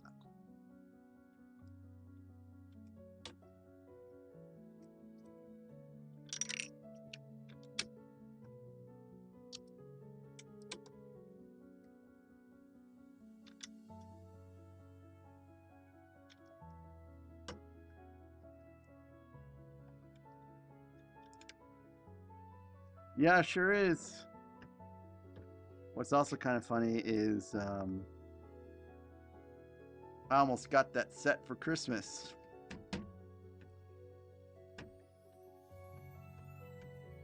Even though I have one already.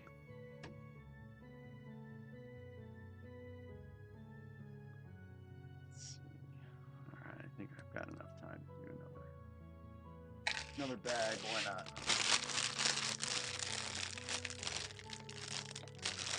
Boy, it's really coming up. It's not like super large, this set.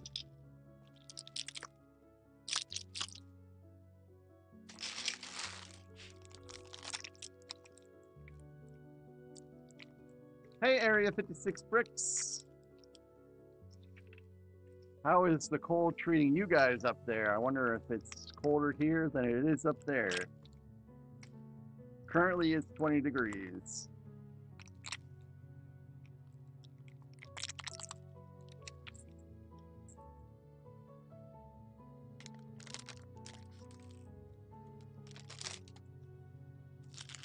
So yeah, Area 56 Bricks, all of the Lego stores I went to in Singapore last week, none of them would actually allow filming inside the store. And only one allowed photography inside the store. They're not as welcoming over there, it appears.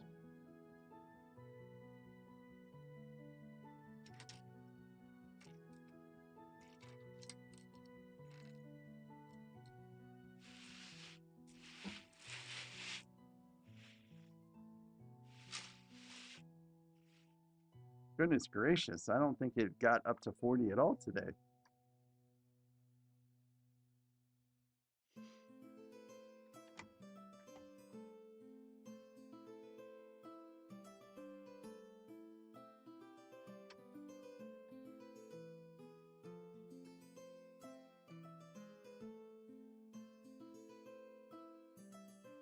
Oops.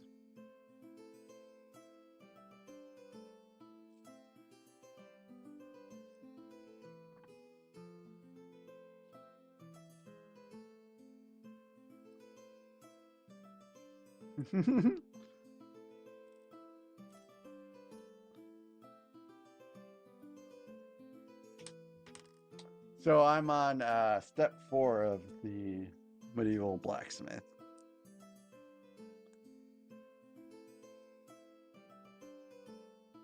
So we're making pretty decent progress.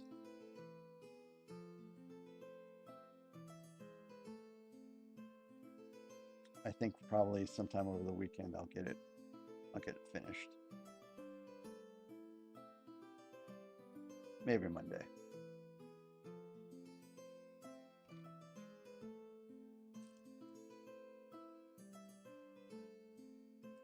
I think oh hey Zim. Yes, I've gone medieval.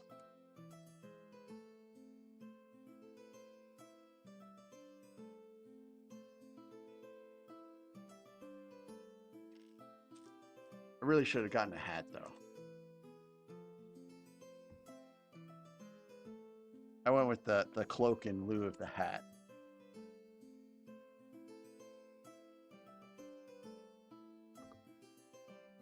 You know, still works, right? I don't think I really want to build Legos with the cloak on though. It wasn't hot before I did this, but now I can feel the heat.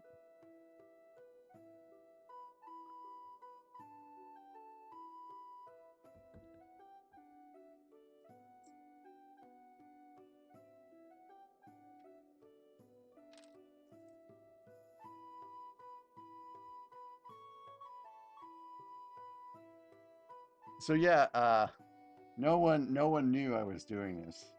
I didn't say a peep to anybody. Partially because I wasn't sure, number one, if Amazon was going to get this all to me on time. And number two, I wasn't sure if I could fit into it after eating as much food as I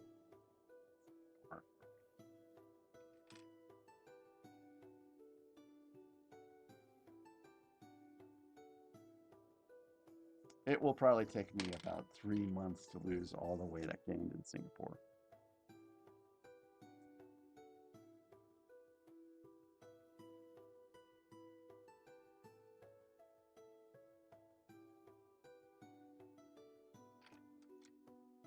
I had Japanese, Chinese, Turkish.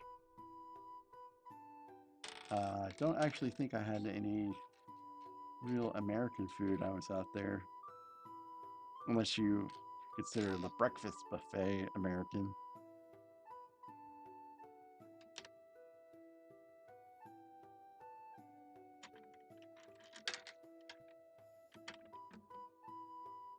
Ooh, sorry.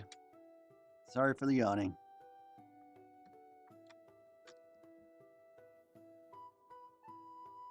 I'm still jet lagged.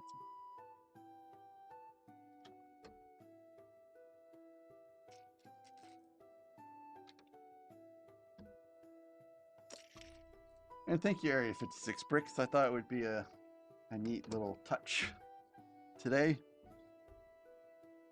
It's not something I can guarantee I'm going to do for every stream.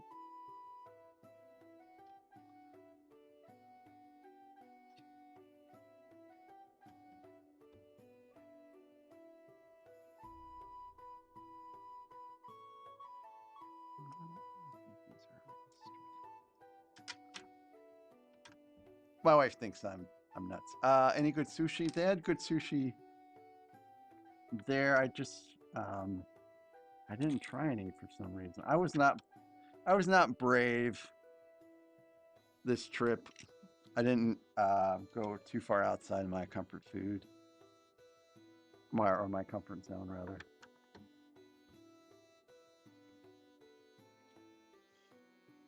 Yeah, I don't know why I didn't try sushi, to be honest. I usually eat sushi when I'm here. Are you a sushi fan, Zim? I assume so because you asked.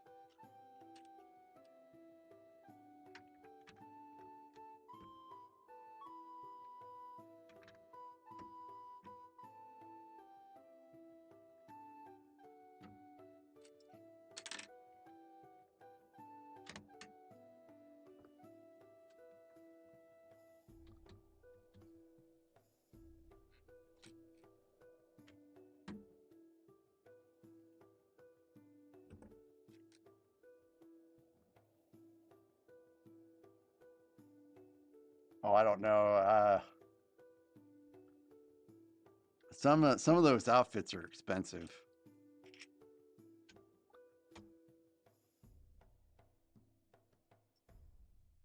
You know, this was pretty inexpensive so far as outfits go. Like my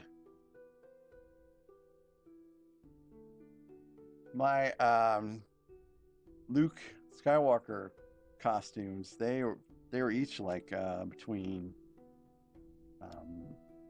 $300 to $400, I think.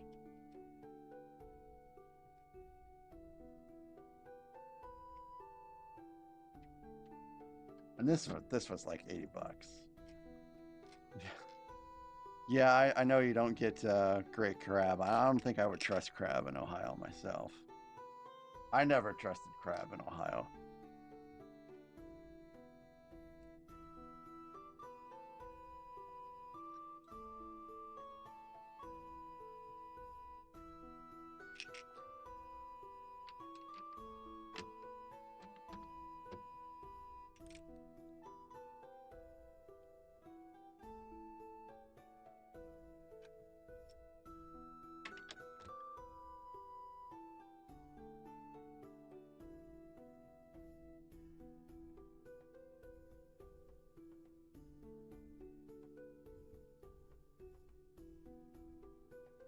So this is getting built up pretty high, pretty fast. It's amazing how quickly we're putting the structure on here.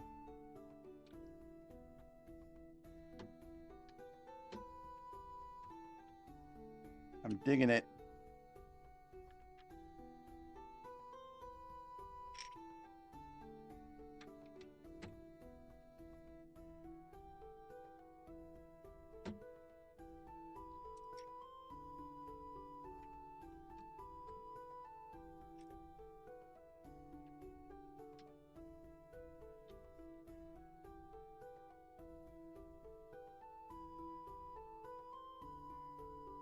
Yeah, I feel kind of bad about live tanks, and I feel really bad about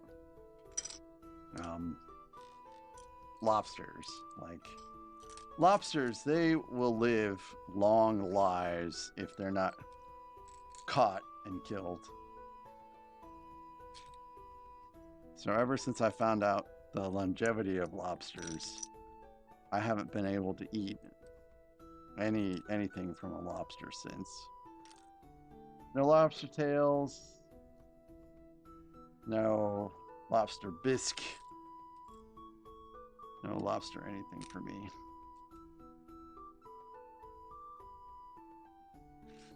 And I went to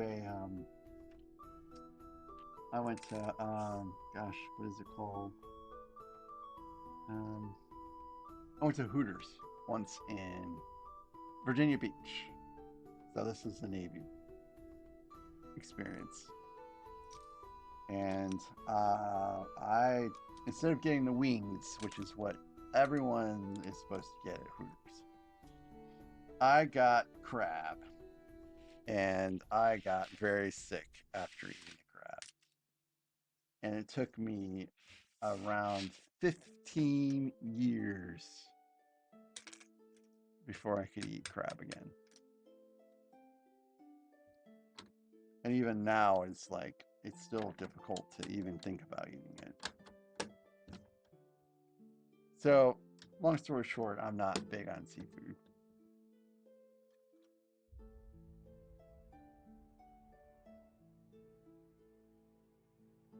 Yeah, Zim, this is just a base plate I picked up today.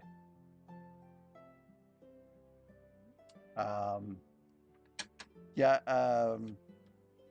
Arnold, I had plenty of crab in San Diego, California, blue crab, and it was pretty delicious.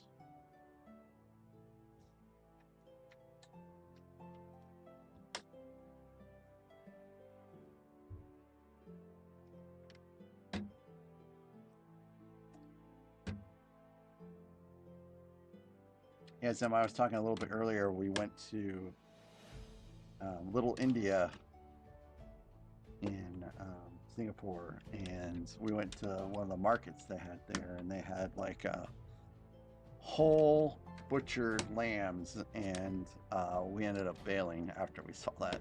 So we were just a little sad. I mean, we know that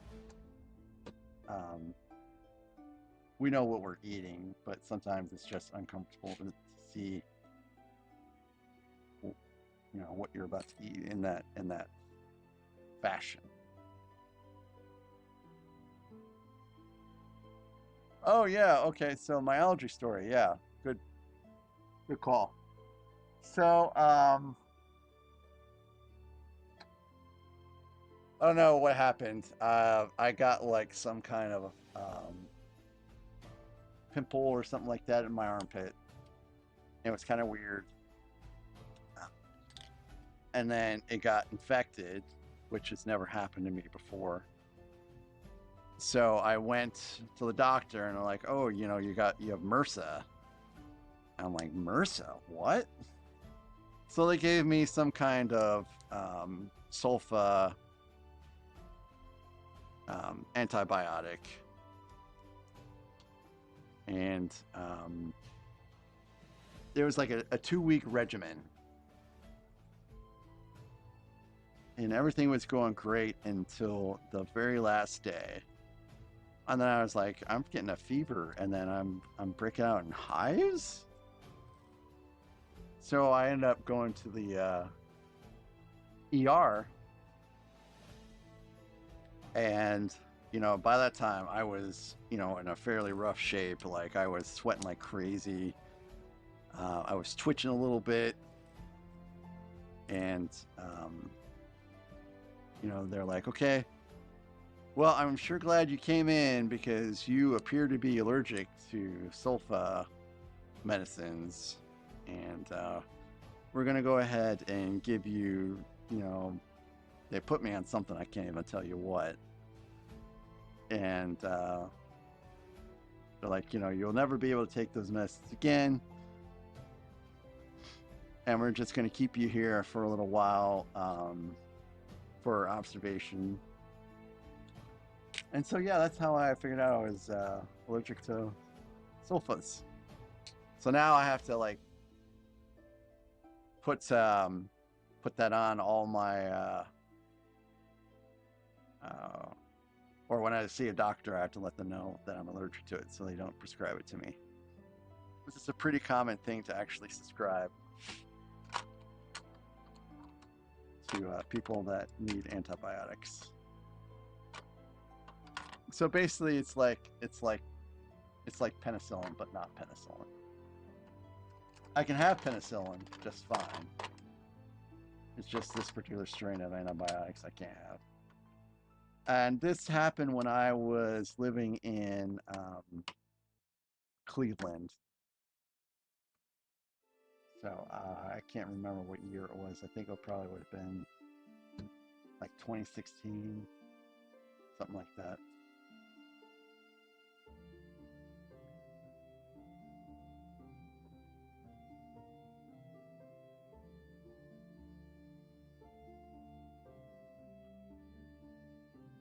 Yeah, my sister's actually allergic to penicillin as well.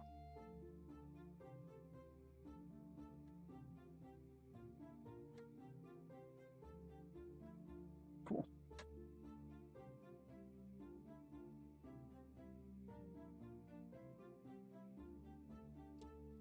My wife was working at Cleveland Clinic at the time, and that's where I had to go to the emergency room.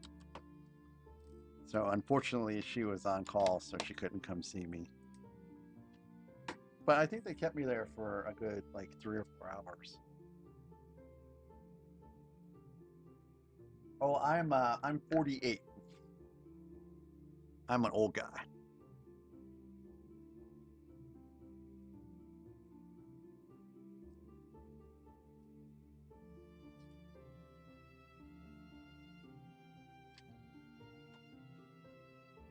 It's a little sad that I didn't discover Lego until I was 47.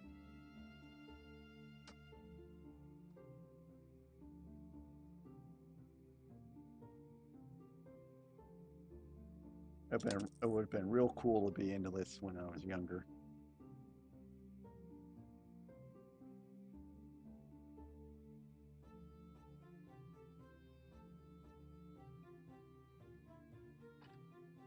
So I'm a couple years older than Never Too Old for Lego. I think he said he was 45.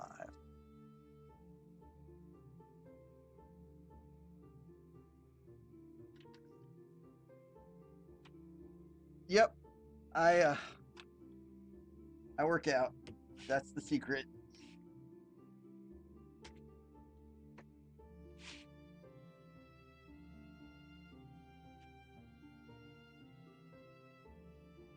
This doesn't really want to stick to this gray faceplate very well at all. Okay, I think I got it on there this time.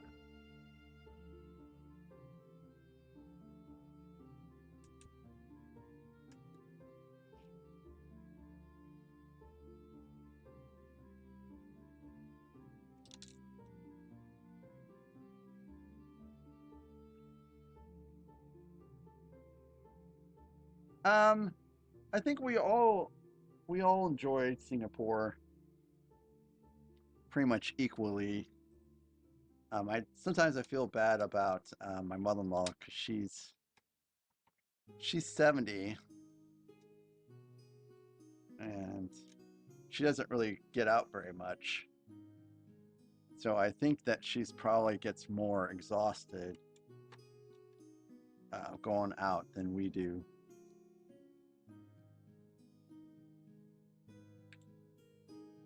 We got the majority of everything that the wife wanted to do out of the way, so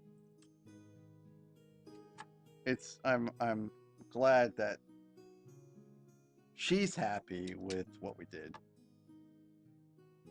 Like, I think the only 2 things we didn't do that she wanted to do was to go to the zoo and something else. But considering the list that she had, made before going there and knocking off the vast majority of it, she's pretty happy. I don't see us going back to Singapore anytime soon.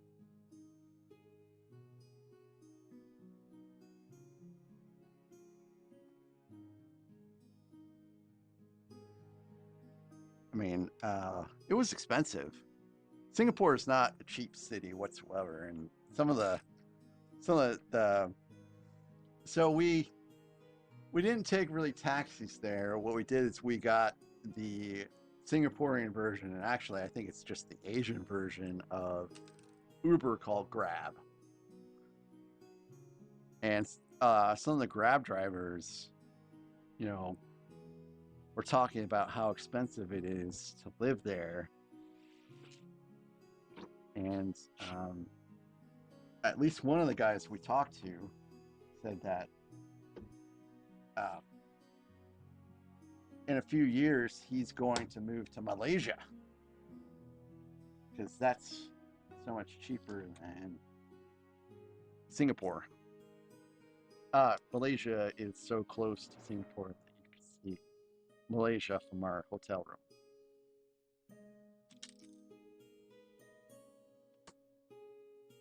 So it's not like he's, going far out of the way to get or to settle down in Malaysia. So, yeah,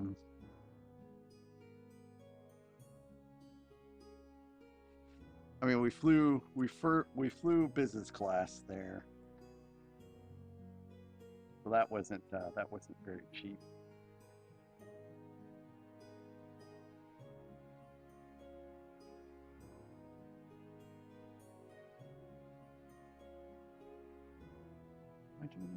I guess this is right, but I don't feel like this is preventing me from putting this in properly.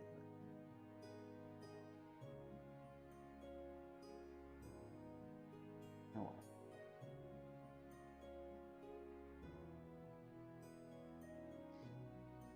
well. I guess one of the reasons why... oh, maybe that's too big. One of the reasons why we flew business class is because we were concerned about the mother-in-law being able to be comfortable at her age in like even a premium economy seat.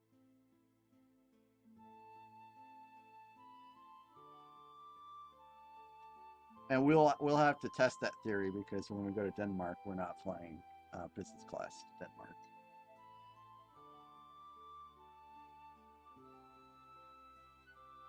Denmark will be in December.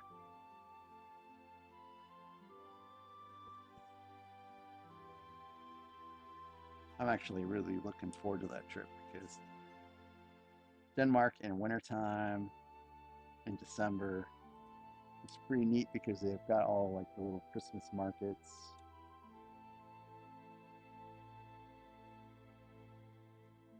So it's like you go to Tivoli, which is right next to the hotel. Tivoli is basically the precursor to like Walt Disney World.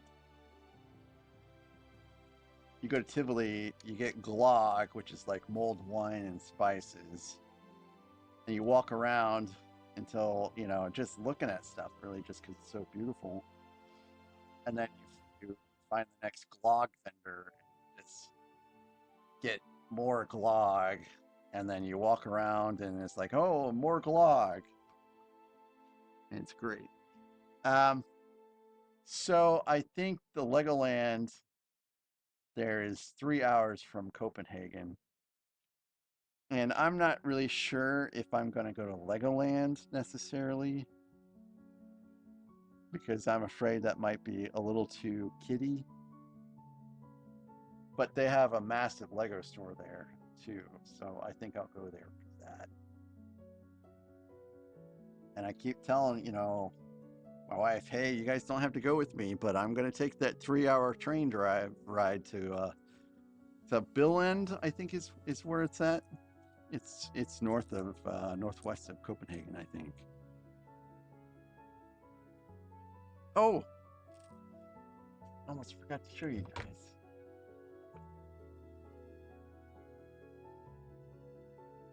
You guys know what this is? It's the Lego passport. So I got stamps. So this is the Lego store that was in St. Louis. And these 3 are from the Ion Lego store. Ion is like a really large, I think it's like 7 levels, very fancy mall in Singapore. And then this is from Sentosa Island, which has the massive Lego store, which is right next to Universal Studios, so it was big. And this was from another Lego store in Singapore. And then they also gave me this one, which is the Year of the Snake. And these 2 were from the San Francisco airport. And those are the only ones I got. I should have brought this to the cruise I went to, because they have a Lego store in Miami. So when I go on the cruise, though, in May, I think I'll go ahead and make sure I bring this so I can get a Lego stamp set at that one.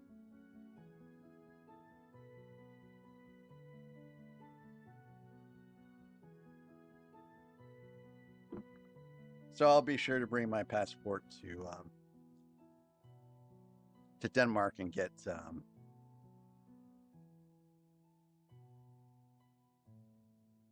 those as well.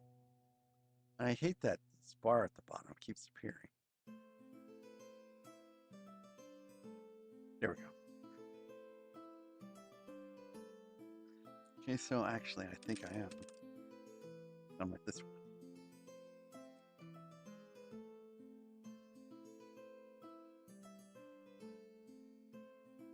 So I guess tomorrow I'll show off my Singapore Lego haul, which is, it's not terribly impressive because, you know, I had to pack it in luggage.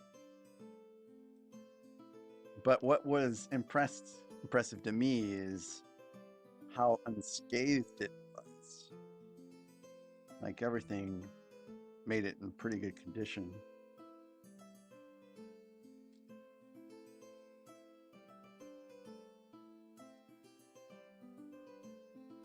I went and I got it in a Lego store in St. Louis. I think all the Lego stores, the official Lego stores, certified Lego stores, I should say, have Lego passports.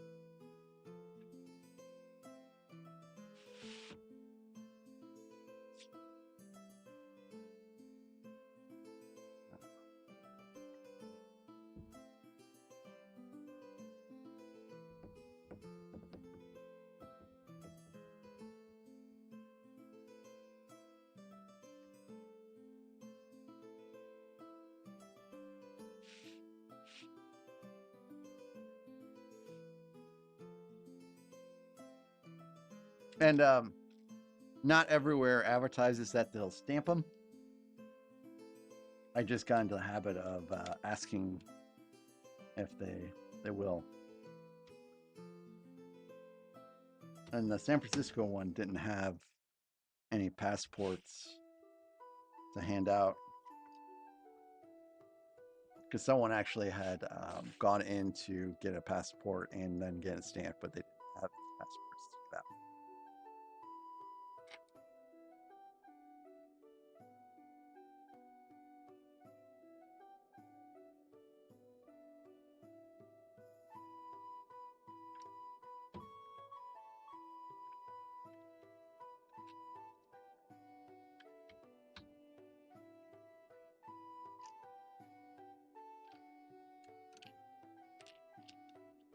So we've got swords here, we've got armor, we've got shields. building an anvil right now. Pretty sweet.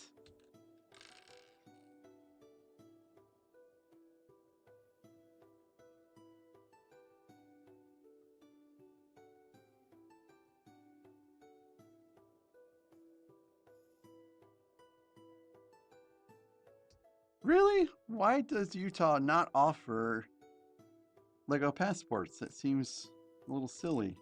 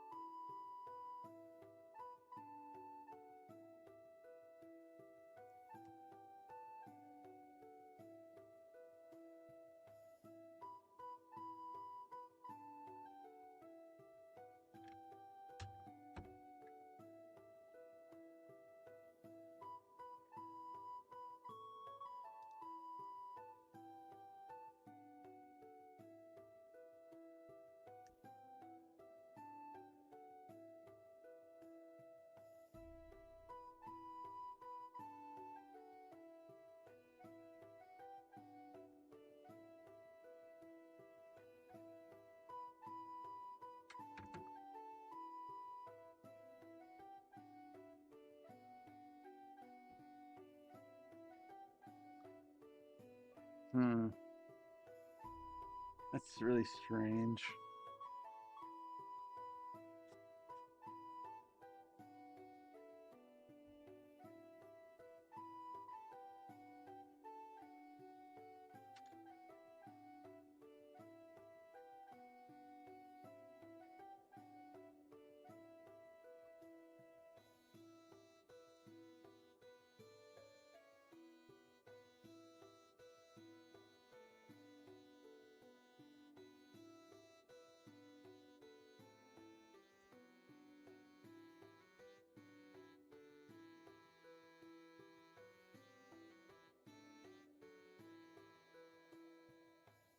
Oop.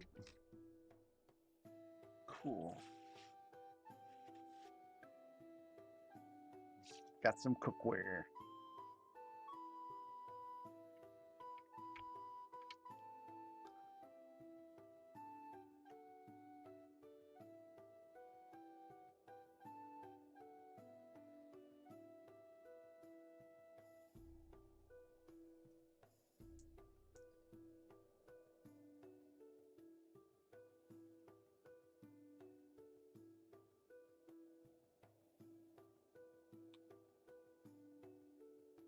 I assume this is cookware, but it seems kind of strange to have a helmet right next to a pot.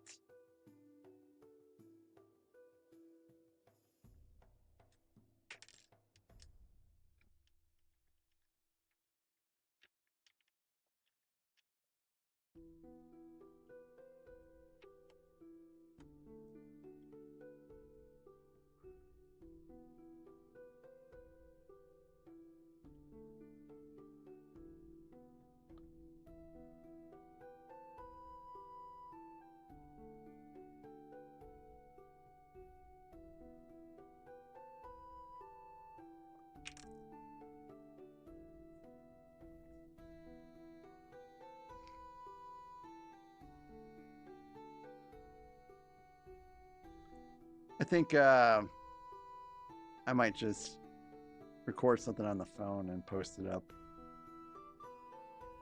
later, or maybe take the camera off or something. The area around me right now is a little bit of a mess. Not because of, you know, anything that I've neglected, but because I just unboxed like 3 large boxes of Legos. So I don't really want all that mess to be on stream. So maybe tomorrow I'll well, I mean, definitely tomorrow I'll have everything cleaned up, and maybe I'll I'll do a little bit of a behind the scenes stream.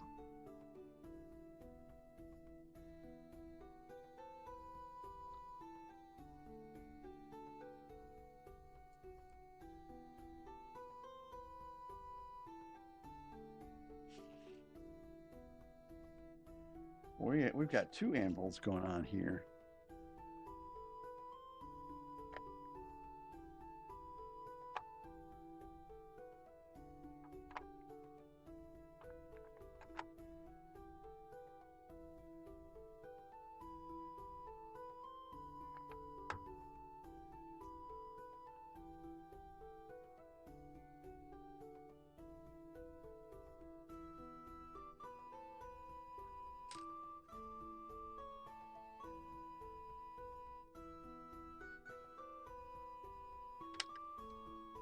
Yeah, Zim, I'm not sure if you saw it, but I unboxed some stuff I got from Lego for the Double Points Day, and then I ordered a couple things off Amazon.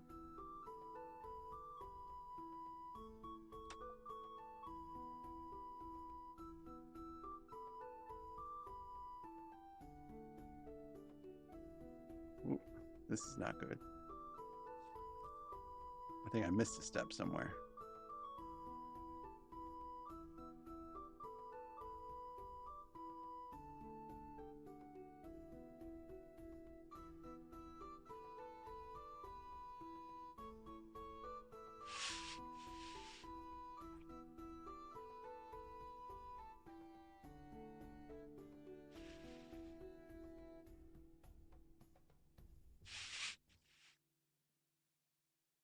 Okay, I did. I just forgot to do some little detailing here on this.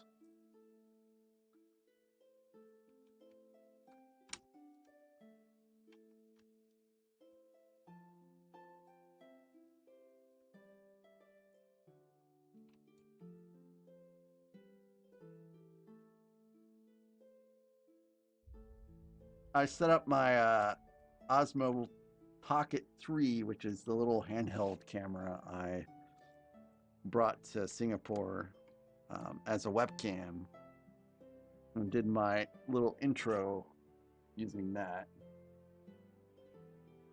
But it was a little tricky to me because I had to set the audio to be the audio from that,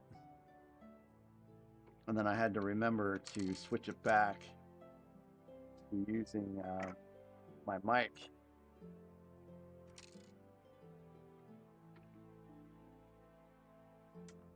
Otherwise, I would experience some technical difficulties that you guys would let me know about in regards to a muted audio. But everything turned out great tonight, I think.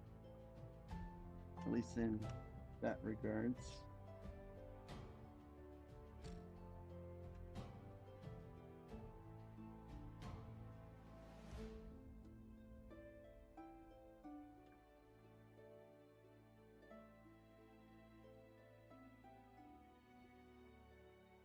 And should just about do it.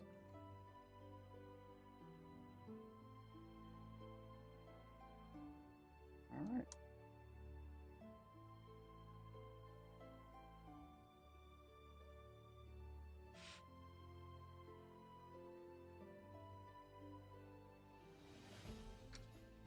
Well,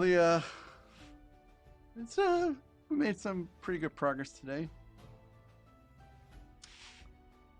And you can really see like the detailing here of I think it's almost like cobble work for the bricks. I'm not really sure what all this is about, but I'm sure we're going to figure out here pretty soon.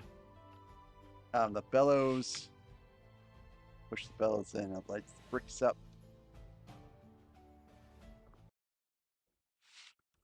Got a functional door here.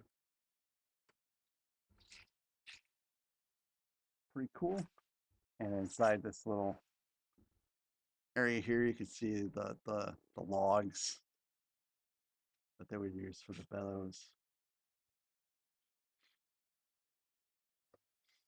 And then we've got, I guess, rods here, like steel rods, a little anvil, and a hammer, shovel, and a broom here. We've got a helm here. That's the helm. Pauldrons, shield. We got the whole works. So, anyways, it's pretty cool. Yeah, the cobbling is neat. So the thing I like about the digital instructions is the fact that it gives me desk room. I like that I have desk room. I wish I would have started using the instructions a lot sooner, especially when it came to the Death Star, because in the Imperial Star Destroyer, you guys saw me build that out on stream, and it was massive, and having digital instructions would have been so much better for that. This just does not want to stay on this plate.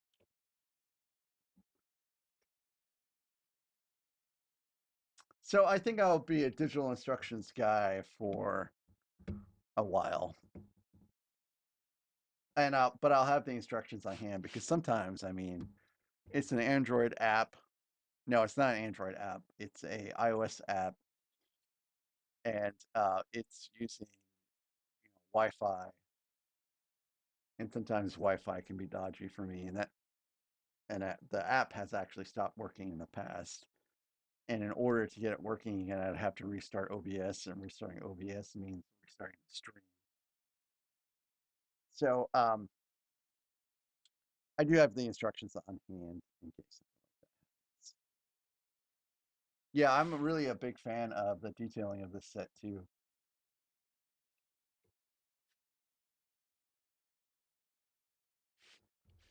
So that is going to be a wrap for tonight. Finished right about 9 o'clock, which is what I was hoping for. Step 5 is what we'll start on tomorrow. Let's see, step 5, I think, still like the first section.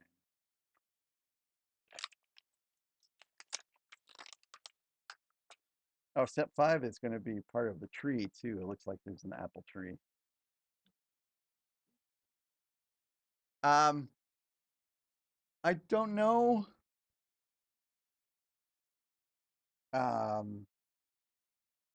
It just depends. I could see myself using digital instructions, building off stream, but it's been a long time since I've actually built anything off stream. I think the last time I built something off stream was Jabba Sail Barge. That was before I actually started really. Well, I guess technically Venator. Venator I didn't really build on stream. I unboxed Venator on stream and then built it. I just filmed it. I didn't stream it.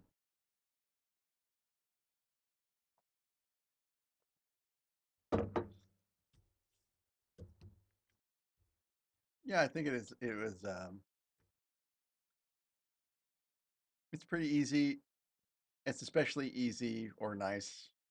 Yeah, uh, easy or nice to have everyone follow along a little bit better using the digital ones instead of the paper ones. Yeah, I got this at BlizzCon in 2019 before COVID. Yeah, I moved. I moved here in was it 2019 I went to BlizzCon? Yeah, it was 2019.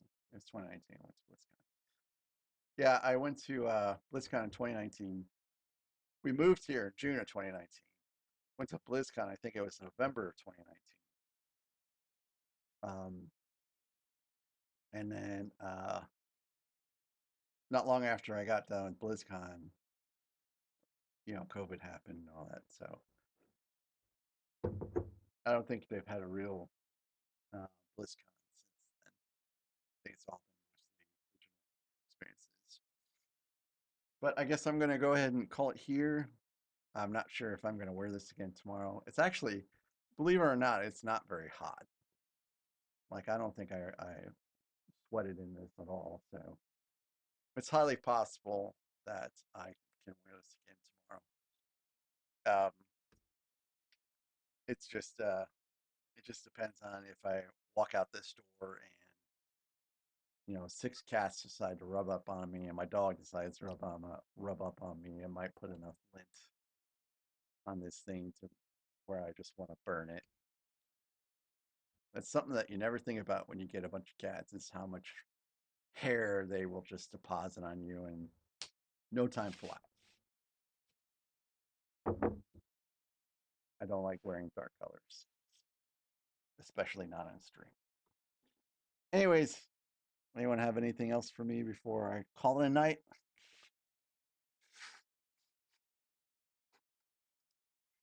So we had 50 views tonight, which is not too terrible. I'd say that's about half what I've been for Star Wars streams. And of course, that number goes up later. People will be, people watch the stream after it's completed, so the number goes up. What um, the only thing I'm really worried about right now is watch hours, and that goes up if people watch the stream live or people go back and watch it later. So, but I do appreciate you guys being on and keeping me company. So we'll see what tomorrow brings. I think I will probably stream this Sunday, but I imagine this Sunday will probably be the last Sunday I stream for a bit. I'll just keep Friday, Saturday, Monday, Wednesday, just go down that cycle. Whiskey Club will probably start up again, and that will mean I'll have to shift like a Wednesday day to day, so there will be some adjustments in the schedule and such. So after this is built, which I'll probably complete it on Sunday, Monday will probably be Assault on Hoth, and then I'll build out a UCS set after that, and I'll build out another UCS set, and then after that, after I do those three, then I'll probably delve back into something that's not Star Wars related, and then we'll probably go into that cycle, which is 3 UCS sets, not Star Wars related. And somewhere along the line, we'll do one of the random build streams again, and then probably when I get to 2,000 watch hours, we'll do another poll to pick, what gets built next. But I'm gonna just break up some things every once in a while just to keep things interesting. So thanks again, guys, for showing up, and thanks again for all you watchers who will probably watch this later. And like what you see, give a like and subscribe. I will catch you all tomorrow night. Have a good one.